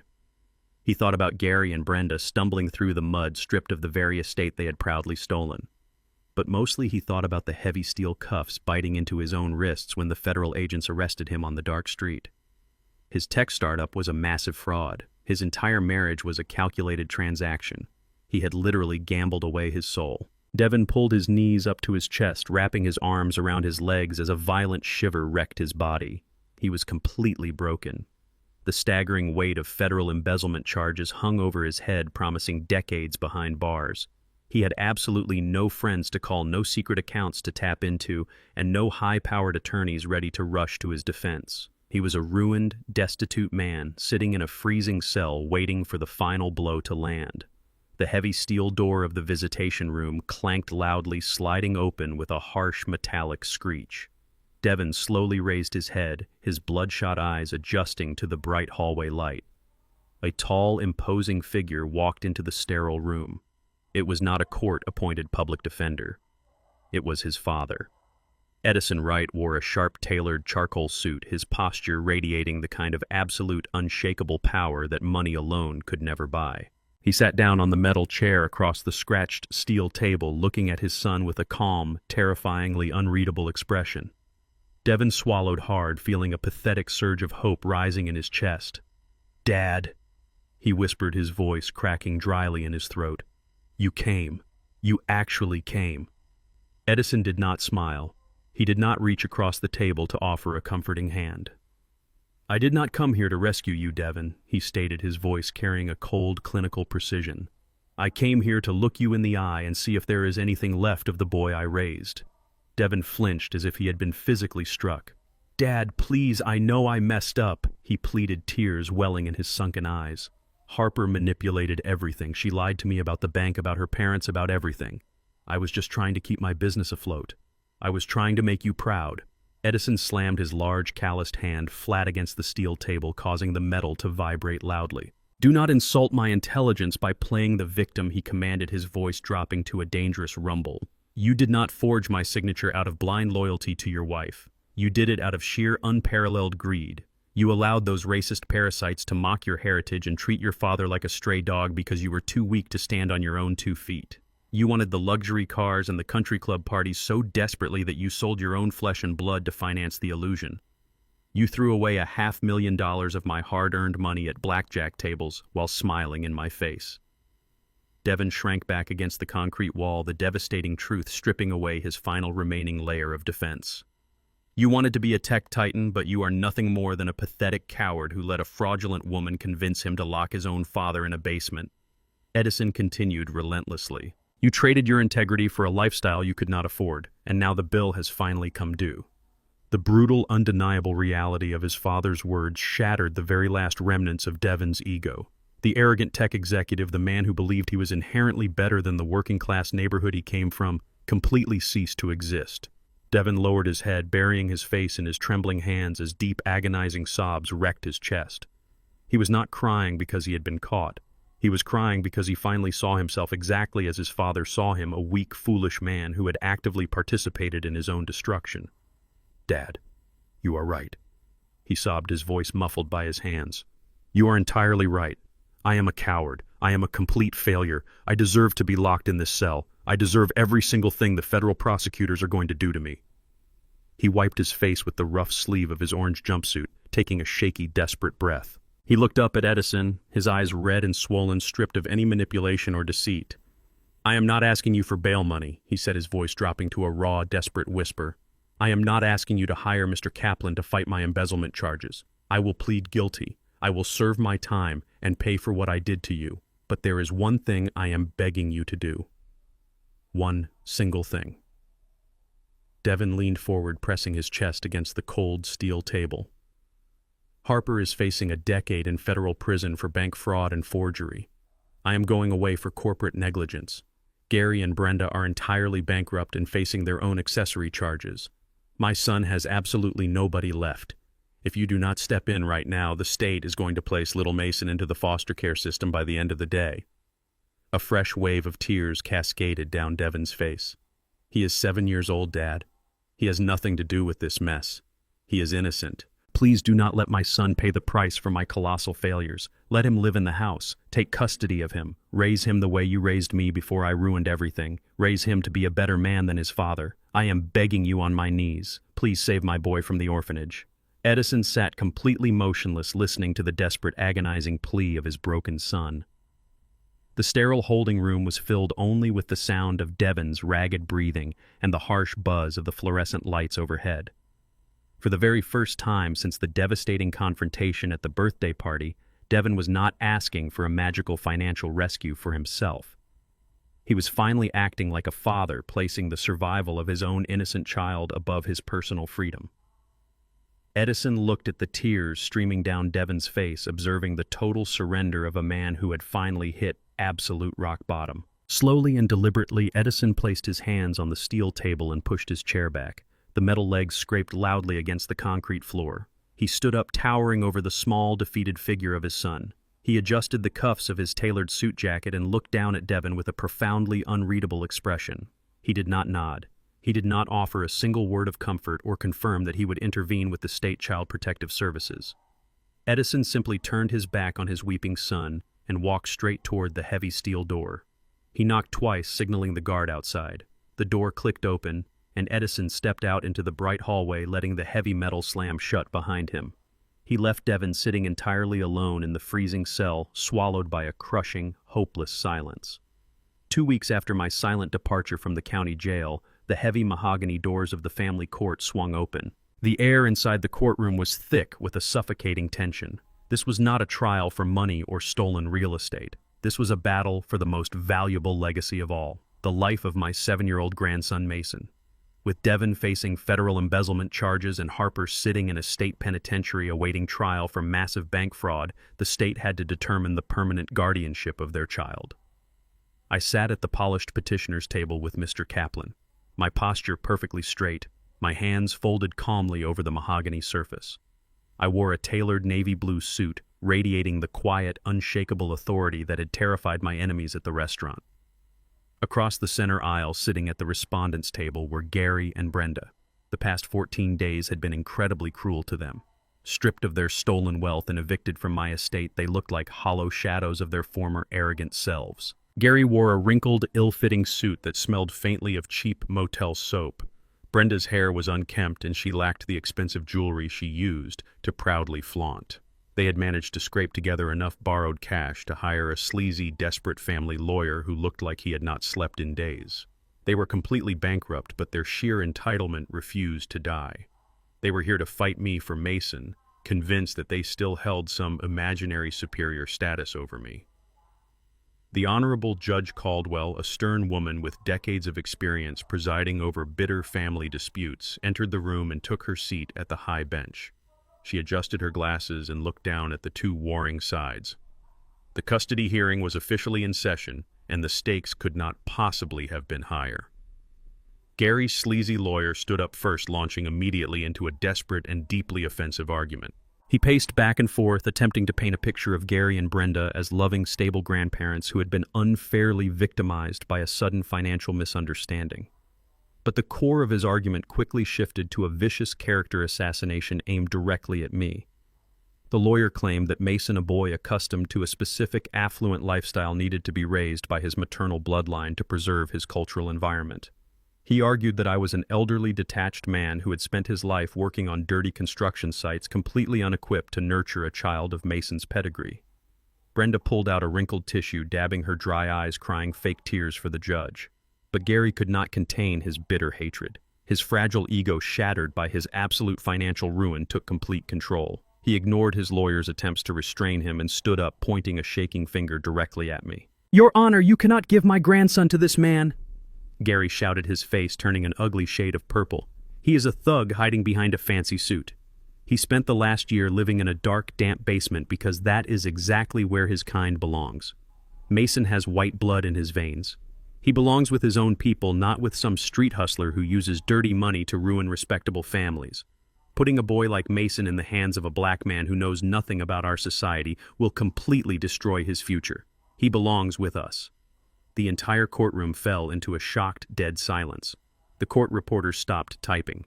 The bailiffs stood up straighter, resting their hands on their utility belts. The sheer, blatant racism spewing from Gary's mouth was vile and unfiltered.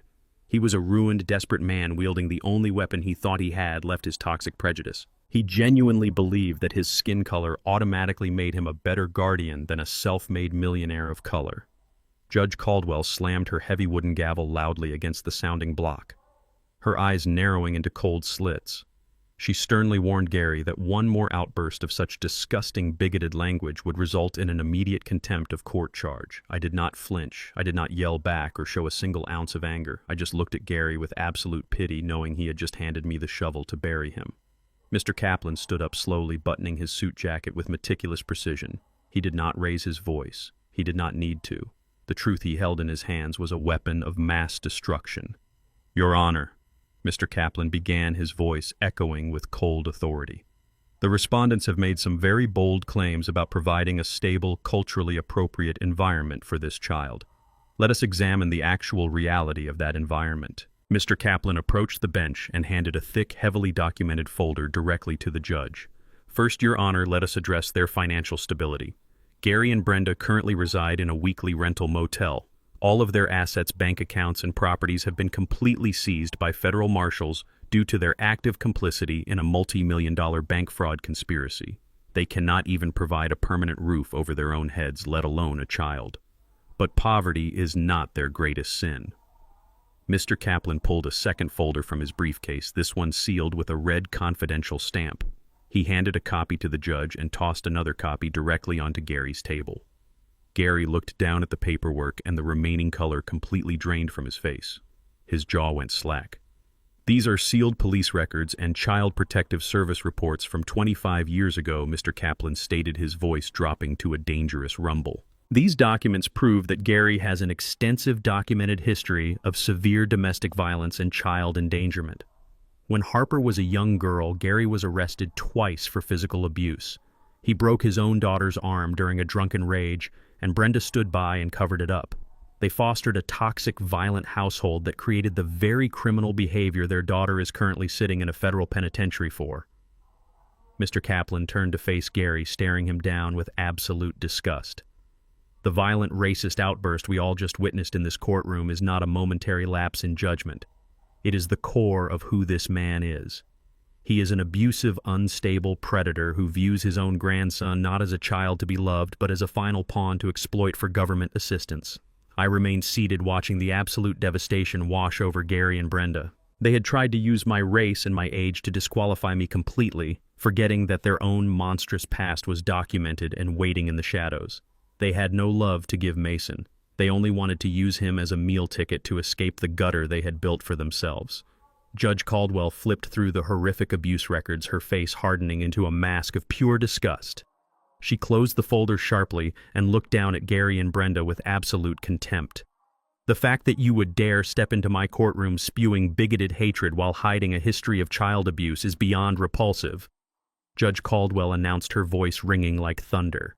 "You are not only financially destitute, you are morally and psychologically bankrupt. You pose a severe, immediate danger to the physical and emotional well-being of this child."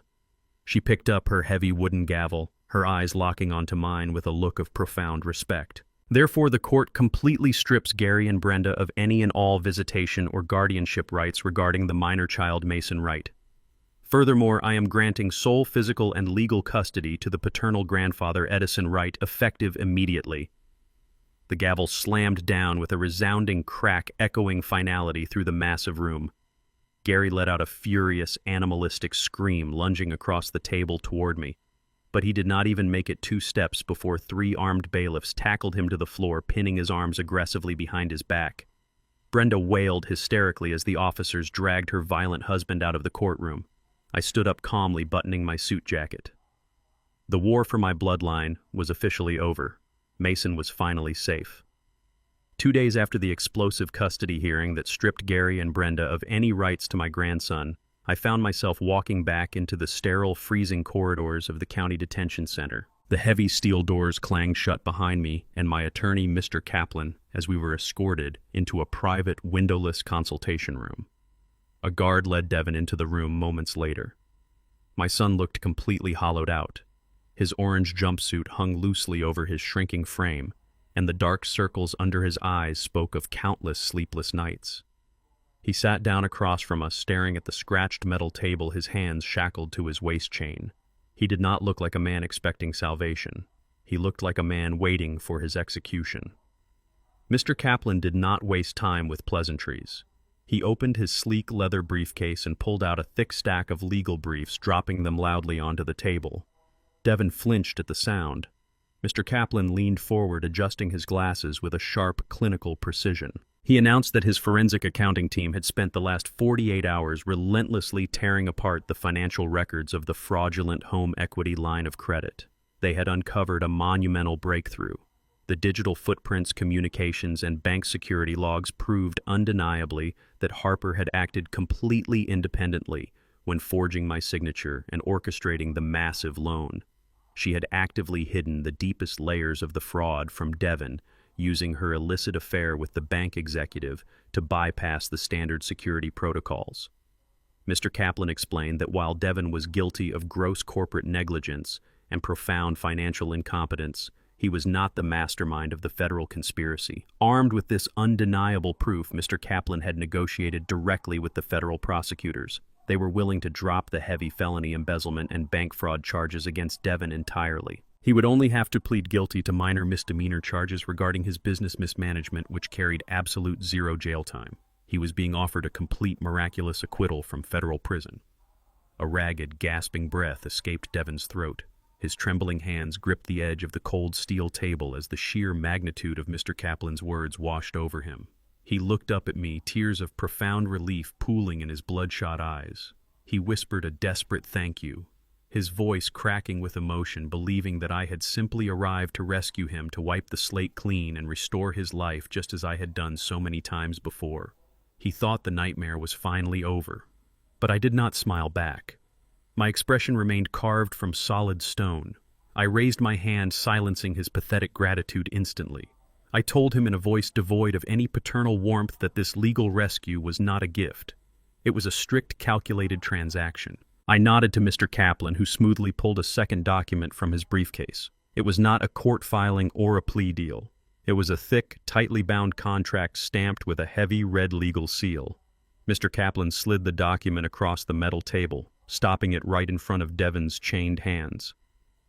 "This is an irrevocable waiver of inheritance," Mr. Kaplan stated, his tone shifting from a defender to an absolute executioner. "By signing this document, you, Devin Wright, are permanently, legally, and entirely forfeiting your right to inherit a single dime of your father's multi-million-dollar estate. You will have no claim to his commercial properties, his liquid assets, his holding companies, or his personal wealth. Not today, not tomorrow, and not upon his death. You are walking away with absolutely nothing." Devin stared at the thick white paper, his mind struggling to process the devastating condition. I leaned forward, resting my arms on the table, making sure he felt the crushing weight of my gaze. "For 40 years I built an empire so you would never have to know the sting of poverty," I told him, my voice dangerously quiet. "I handed you $500,000 and you squandered it on blackjack tables and luxury cars to impress a racist family that despised you. You allowed money to mutate you into a coward. You let greed blind you so completely that you stood by while your wife tried to lock me in a psychiatric ward. If you want your freedom today, you must surrender the very thing that poisoned your soul. You will never be a millionaire, Devin. You will never touch my wealth again. You will leave this jail with nothing but the clothes on your back and the crushing reality of your own actions. Devin looked down at the contract, his chest heaving as the ultimate consequence of his failures materialized in black and white. He licked his dry lips and asked in a broken whisper what was going to happen to the estate. Mr. Kaplan did not hesitate to deliver the final crushing reality of the arrangement. Every single commercial property, every piece of undeveloped land, every hidden investment portfolio, and every dollar in those offshore accounts is being transferred immediately into an ironclad blind trust, Mr. Kaplan explained, tapping a manicured finger against the paperwork. The sole exclusive beneficiary of this multi-million-dollar empire is your son, Mason. But there are extremely strict stipulations. Mason will not receive a single penny when he turns 18. The trust will remain completely locked until his 25th birthday. Furthermore, the release of these funds is entirely contingent upon him meeting rigorous educational and ethical requirements overseen perpetually by my law firm. Devin blinked furiously, trying to absorb the sheer scale of the legal fortress being built around his child. Mr. Kaplan leaned in closer, ensuring there was no room for any lingering delusions. And let me be absolutely clear, Devin, you will have zero access to this trust. You cannot manage it. You cannot borrow against it. You cannot use it as collateral, and you cannot even request a modest monthly stipend from it for your living expenses. You are legally barred from ever touching your son's inheritance. If you attempt to manipulate him for financial gain, the trust will be immediately redirected to a series of designated charities. I looked deeply into my son's eyes, driving the final nail into the coffin of his arrogant past. I am protecting my grandson from the exact same corruption that utterly destroyed you, I said, my voice echoing sharply in the small concrete room. I am breaking the cycle of entitlement right here and right now. You wanted to be a father, Devin. Now you will have to prove you can be one without relying on a golden parachute. You will have to build your own life entirely from scratch, just like I did. You will sweat, you will struggle, and you will finally learn the true value of a hard-earned dollar. The terms are absolute and they are non-negotiable. You sign the paper, and you walk out of here a free man. You refuse, and Mr. Kaplan packs up his briefcase right now, leaving you to face the federal prosecutors entirely on your own. The harsh buzzing of the fluorescent lights filled the heavy silence of the interrogation room. I watched Devin's face intently, waiting for the inevitable pushback. I expected the old Devin to surface the arrogant, entitled tech executive who would argue, negotiate, or throw a childish tantrum about what he was rightfully owed. I expected him to scream that it was unfair to cut him out of the family fortune completely. Instead, Devin looked at the heavy black pen resting on top of the contract. The arrogance that had defined his entire adult life was completely and utterly eradicated. He looked up at me, and for the first time in years, I did not see a spoiled manipulator looking back. I saw a man who finally understood the sheer gravity of his sins. Tears began to stream silently down his sunken cheeks, dropping onto the collar of his orange jumpsuit. He realized that this brutal, devastating contract was actually the ultimate act of love. I was saving him from a federal prison sentence, but more importantly, I was saving his soul through absolute deprivation. Devin did not utter a single word of complaint. He did not ask for a fraction of a percentage or beg for a small living allowance to get him back on his feet. He reached out with trembling, shackled hands and picked up the heavy black pen. Without a single moment of hesitation, he pressed the pen to the paper and signed his name on the dotted line, legally severing himself from the empire he had coveted so badly. He pushed the signed contract back across the steel table, his head bowed in total surrender. A heavy metallic clank echoed through the room as the guard unlocked the door, signaling the end of the meeting. Devin was finally a free man, but he was stepping out into the world completely and utterly penniless. Devin stepped through the heavy glass doors of the county detention center, and the harsh afternoon sun instantly blinded him. He stood on the concrete steps wearing the exact same clothes he had on the night of his arrest. His expensive Italian suit was now a wrinkled, filthy rag smelling of stale sweat and county jail disinfectant. He took a deep breath of free air, but the sheer reality of his total bankruptcy immediately suffocated him. He had no wallet, no credit cards, no phone, and absolutely nowhere to go. At the bottom of the concrete steps, my sleek black town car idled quietly. The tinted rear window rolled down, revealing my impassive face. Devon practically ran down the stairs, a pathetic wave of relief washing over him. He reached for the polished door handle, fully expecting to slide into the luxurious leather interior and be driven back to a comfortable guest room in my penthouse. He thought I would at least give him a soft place to land. I locked the door from the inside. The heavy click stopped him dead in his tracks. I rolled the window down just enough to pass a small duffel bag through the gap. Devon caught it, looking at me with pure confusion. Inside that bag you will find 2 sets of heavy denim work clothes, steel-toed boots, a hard hat, and a prepaid burner phone.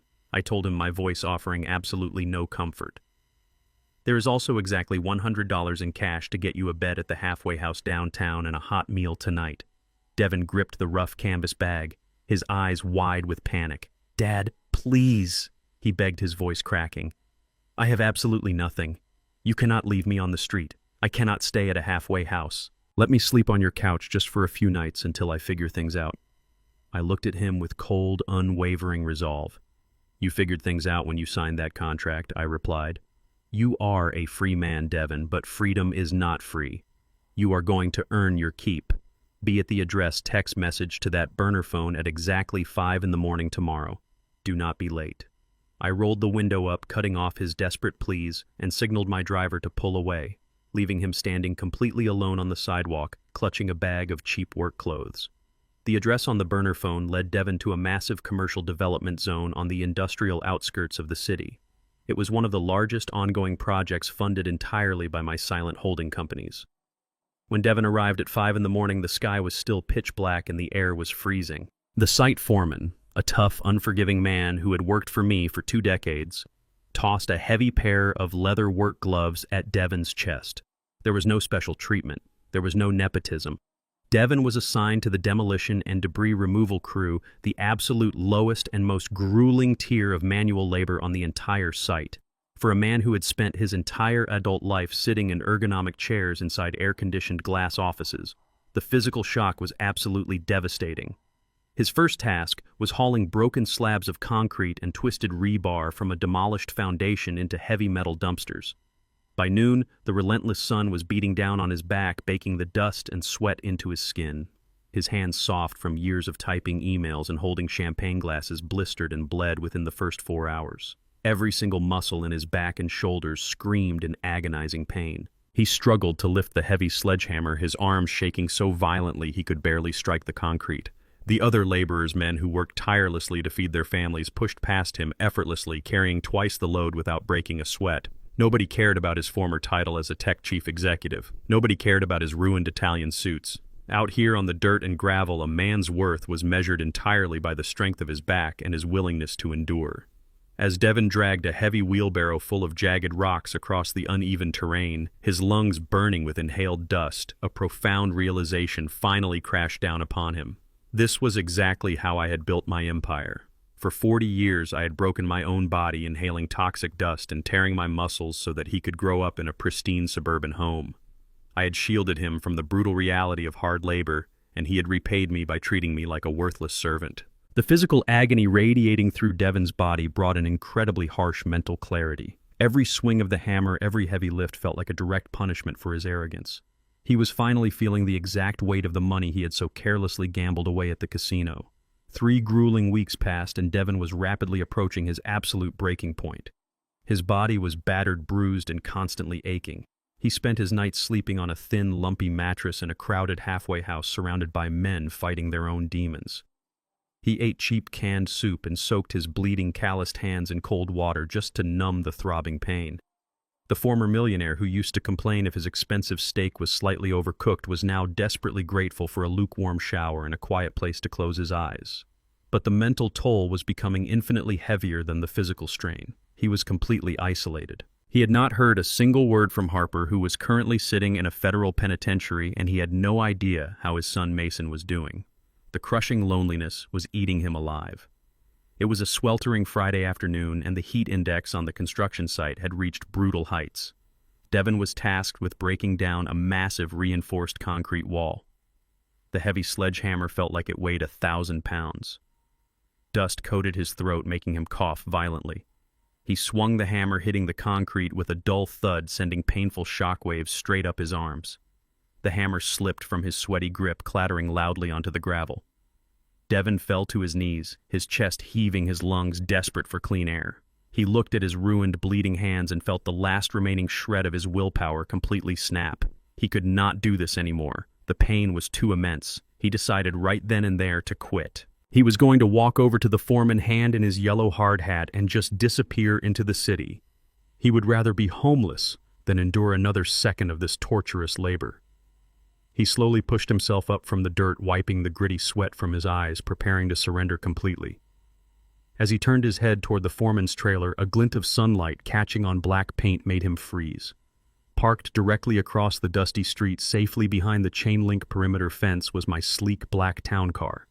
The rear door opened and I stepped out onto the sidewalk. I was not alone. I reached back into the car and gently guided a small figure out onto the pavement. It was Mason. My 7-year-old grandson stood safely behind the tall chain-link fence, wearing a bright yellow shirt and holding my hand tightly. Mason looked through the metal diamond grid, his wide, innocent eyes scanning the loud, chaotic construction site. He did not look frightened or ashamed. He looked completely mesmerized by the massive cranes, the heavy machinery, and the men working tirelessly in the dirt. Then Mason's eyes locked directly onto Devon. Devon stood frozen in the center of the rubble, his face coated in gray dust, his clothes soaked in sweat, holding nothing but his own crushing defeat. He had not seen his son since the day the police dragged him out of the mansion. He expected Mason to look away in disgust to see a broken failure of a father. Instead, Mason pointed a small finger at him, looking up at me with a bright, proud smile, as if he were watching a superhero rebuilding the world. I looked across the street, meeting Devon's exhausted, bloodshot eyes. I did not wave. I did not smile. I simply offered a silent, heavy challenge. I was showing him exactly who was watching his next move. Will you quit in front of your own blood? Devon stared at the little boy and then looked down at his ruined, bleeding hands. The agonizing pain in his muscles suddenly vanished. He turned his back on the foreman's trailer, bent down into the dirt, and picked up the heavy sledgehammer, gripping the wooden handle so tightly his knuckles turned white. He planted his boots firmly in the gravel, locked his eyes onto the concrete wall, and swung the hammer with everything he had left. The heavy sledgehammer striking the concrete was not just the sound of my son rebuilding his shattered character. It was the steady rhythm of absolute justice finalizing its course. In the weeks that followed, the brutal reality of the legal system crashed down heavily upon the architects of my attempted destruction. Harper stood trembling in a federal courtroom, entirely stripped of her designer gowns, her expensive makeup, and her arrogant smirk. The presiding judge showed absolutely zero leniency for her coordinated bank fraud forgery and the malicious false police report she had confidently filed against me. She wept bitterly, wiping her face with shackled hands as the gavel fell, sentencing her to 5 hard years in a federal penitentiary without the possibility of early parole. Her powerful bank executive lover had quickly taken a plea deal, leaving her to absorb the devastating brunt of the federal charges entirely alone. Meanwhile, Gary and Brenda finally discovered the true, agonizing meaning of the poverty they had so casually mocked. With all their assets seized by federal marshals to pay back the bank and Gary's violent history exposed to the public, they became instant pariahs. They were brutally evicted and forced to rent a decaying, roach-infested apartment in the absolute worst industrial district of the city. The wealthy country club friends they used to entertain immediately blocked their phone numbers.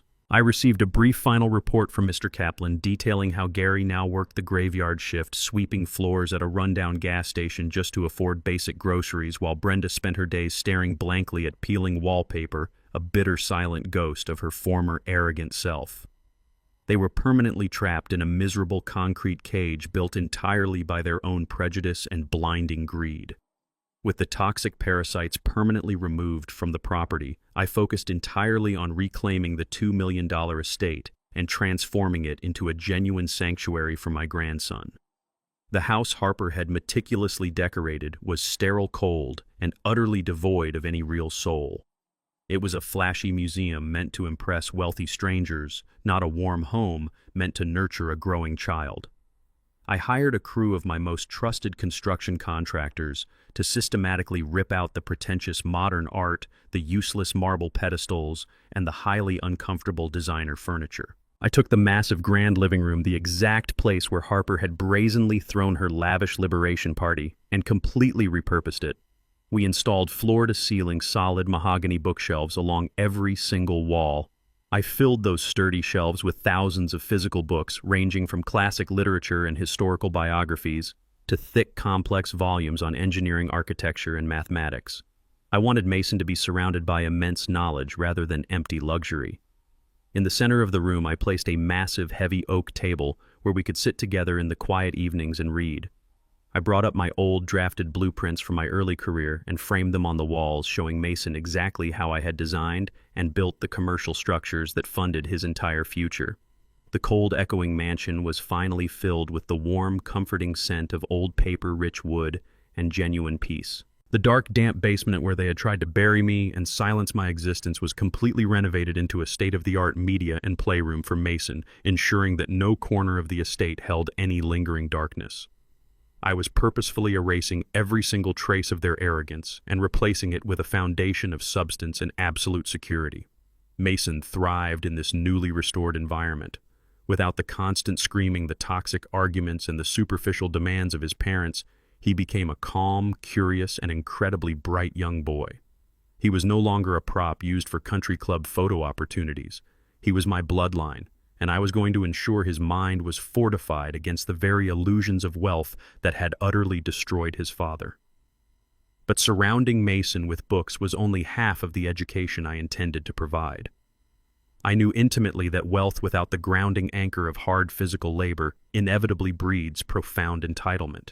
I refused to let my grandson grow up believing that money simply materialized from a magic plastic card or a trust fund.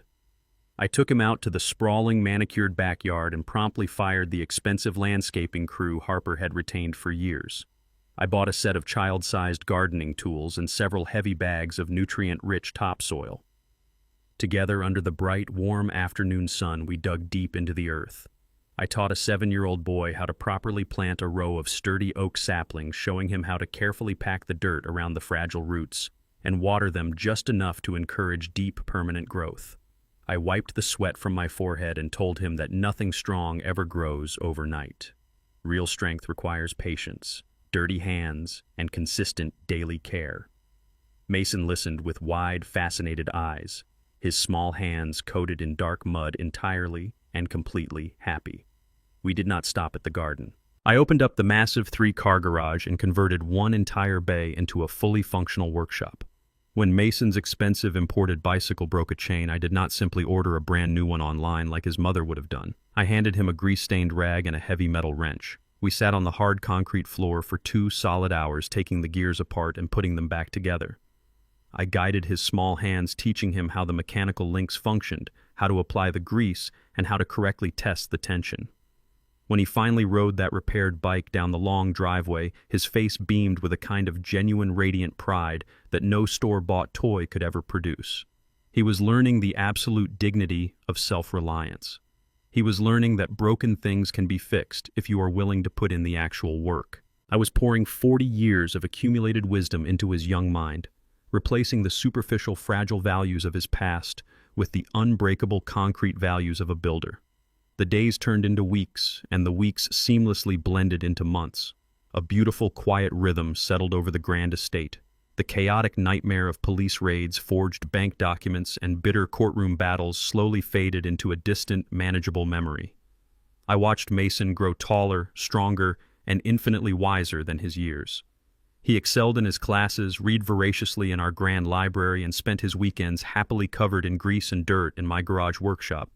He was becoming exactly the kind of honorable, grounded young man I had always hoped to raise. I had successfully insulated him from the toxic wreckage of his parents' catastrophic choices. For 3 unbroken years, we lived in absolute, uninterrupted peace. The anonymous trust remained entirely secure. My real estate investments continued to multiply quietly, and the dark shadows of the past seemed permanently banished from our lives. I truly believed the brutal war was completely over, and that the final chapter of my life would simply be a quiet, rewarding sunset, watching my grandson flourish. But on a crisp Tuesday afternoon, exactly 3 years after I had rolled up my tinted car window and left my son standing alone on the sidewalk, The heavy brass knocker on the front oak doors echoed loudly through the silent house. I slowly walked across the pristine marble floor of the grand foyer, wondering who could possibly be interrupting our quiet afternoon. I pulled open the heavy oak doors, fully expecting to see a delivery driver or perhaps a local contractor. Instead, I froze completely speechless. Standing on the welcome mat was my son. But this was not the arrogant, pampered tech executive who used to sneer at me in his expensive Italian suits. The man standing before me had been entirely transformed by 3 years of grueling, relentless manual labor. Devin's skin was baked dark by the unforgiving sun, deeply tanned and weathered from thousands of hours working outside in the dirt and gravel. He wore a simple faded flannel shirt, heavy denim work jeans, and scuffed steel-toed boots that carried the unmistakable dust of a construction site. His shoulders were broad and muscular, no longer slumped with the weight of hidden casino debts and cowardly lies. But what struck me the most were his hands. They were rough, thick, and heavily calloused, permanently scarred by sledgehammers and rough concrete. He looked exactly like I did 40 years ago. He looked like a real builder. Devin did not confidently stride inside or demand my attention. He stood humbly on the porch, holding a simple white cardboard bakery box in his calloused hands. He looked me directly in the eyes, his gaze clear, steady, and entirely stripped of entitlement. "Dad," he said, his voice deep and calm. "I know I do not have the right to be here unannounced, but today is Mason's 10th birthday. I just finished a double shift at the site, and I wanted to bring him this. I bought it with my own paycheck.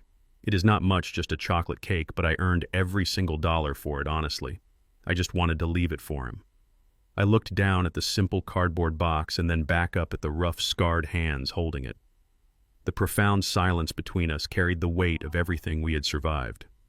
I did not say a word. I simply took a step back and pulled the heavy oak door wide open, offering him silent entry. Devin swallowed hard, carefully wiping his dusty boots on the mat before stepping over the threshold into the home he had once tried to steal. Moments later, Mason came running down the sweeping staircase, stopping dead in his tracks when he saw his father. There was no screaming, no dramatic apologies, and no toxic theatricality. Just a quiet, grounded reunion between a working man and his son. Watching them sit at the heavy oak table in our library, sharing a modest slice of cake bought with honest sweat, I finally felt a profound sense of absolute peace. The brutal war had been entirely worth it. I realized a harsh, undeniable truth about parenting. Sometimes you have to absolutely shatter the illusions of the people you love to save the humanity left inside them. If I had simply paid his debts and shielded him from the consequences of his greed, I would have doomed him to a lifetime of pathetic weakness. By stripping away every single dime of his unearned wealth and forcing him to face the brutal, unforgiving reality of hard labor, I did not destroy my son. I tore down a crumbling, fraudulent facade and forced him to build a man made of solid concrete. He was finally a father worthy of his child. My story of betrayal and redemption ends here, but the lessons we learned will last for generations to come. We rebuilt our family not on a foundation of stolen money and deceit, but on the unbreakable pillars of hard work, respect, and absolute honesty. Do you think I was too cruel to my son by completely stripping away his wealth and forcing him to work in the dirt? Or do you believe I did exactly what a real father must do to save his child from ultimate destruction? I would love to hear your honest opinion, so please share your thoughts and tell me what city you are listening from in the comments below. If you connected with this story of justice and tough love, you can support my channel by clicking the super thanks button right below the video. Your generous support allows me to keep producing and sharing these powerful life stories with you every single week. Please hit the like button, subscribe to the channel, and share this video with anyone who might need a reminder that true wealth is never found in a bank account. Thank you for listening to my journey. I look forward to reading your comments, and I will see you in the next life story with love and respect. Another profound lesson this journey taught me is that entitlement is a slow poison. When you hand someone the world on a silver platter, you rob them of the resilience required to survive its inevitable storms. I realized that by previously financing Devin's every whim, I was not protecting him but completely crippling him. True wealth is not simply inherited, it is actively forged through struggle and honest sweat. When Devin finally learned to swing a heavy hammer, he did not just break concrete, he shattered the fragile, entitled shell that was suffocating his true potential. Human dignity can never be transferred. It must be earned day by grueling day. If you agree that the greatest inheritance a parent can leave is the unbreakable value of hard work, make sure to subscribe to the channel and share this video with your loved ones today.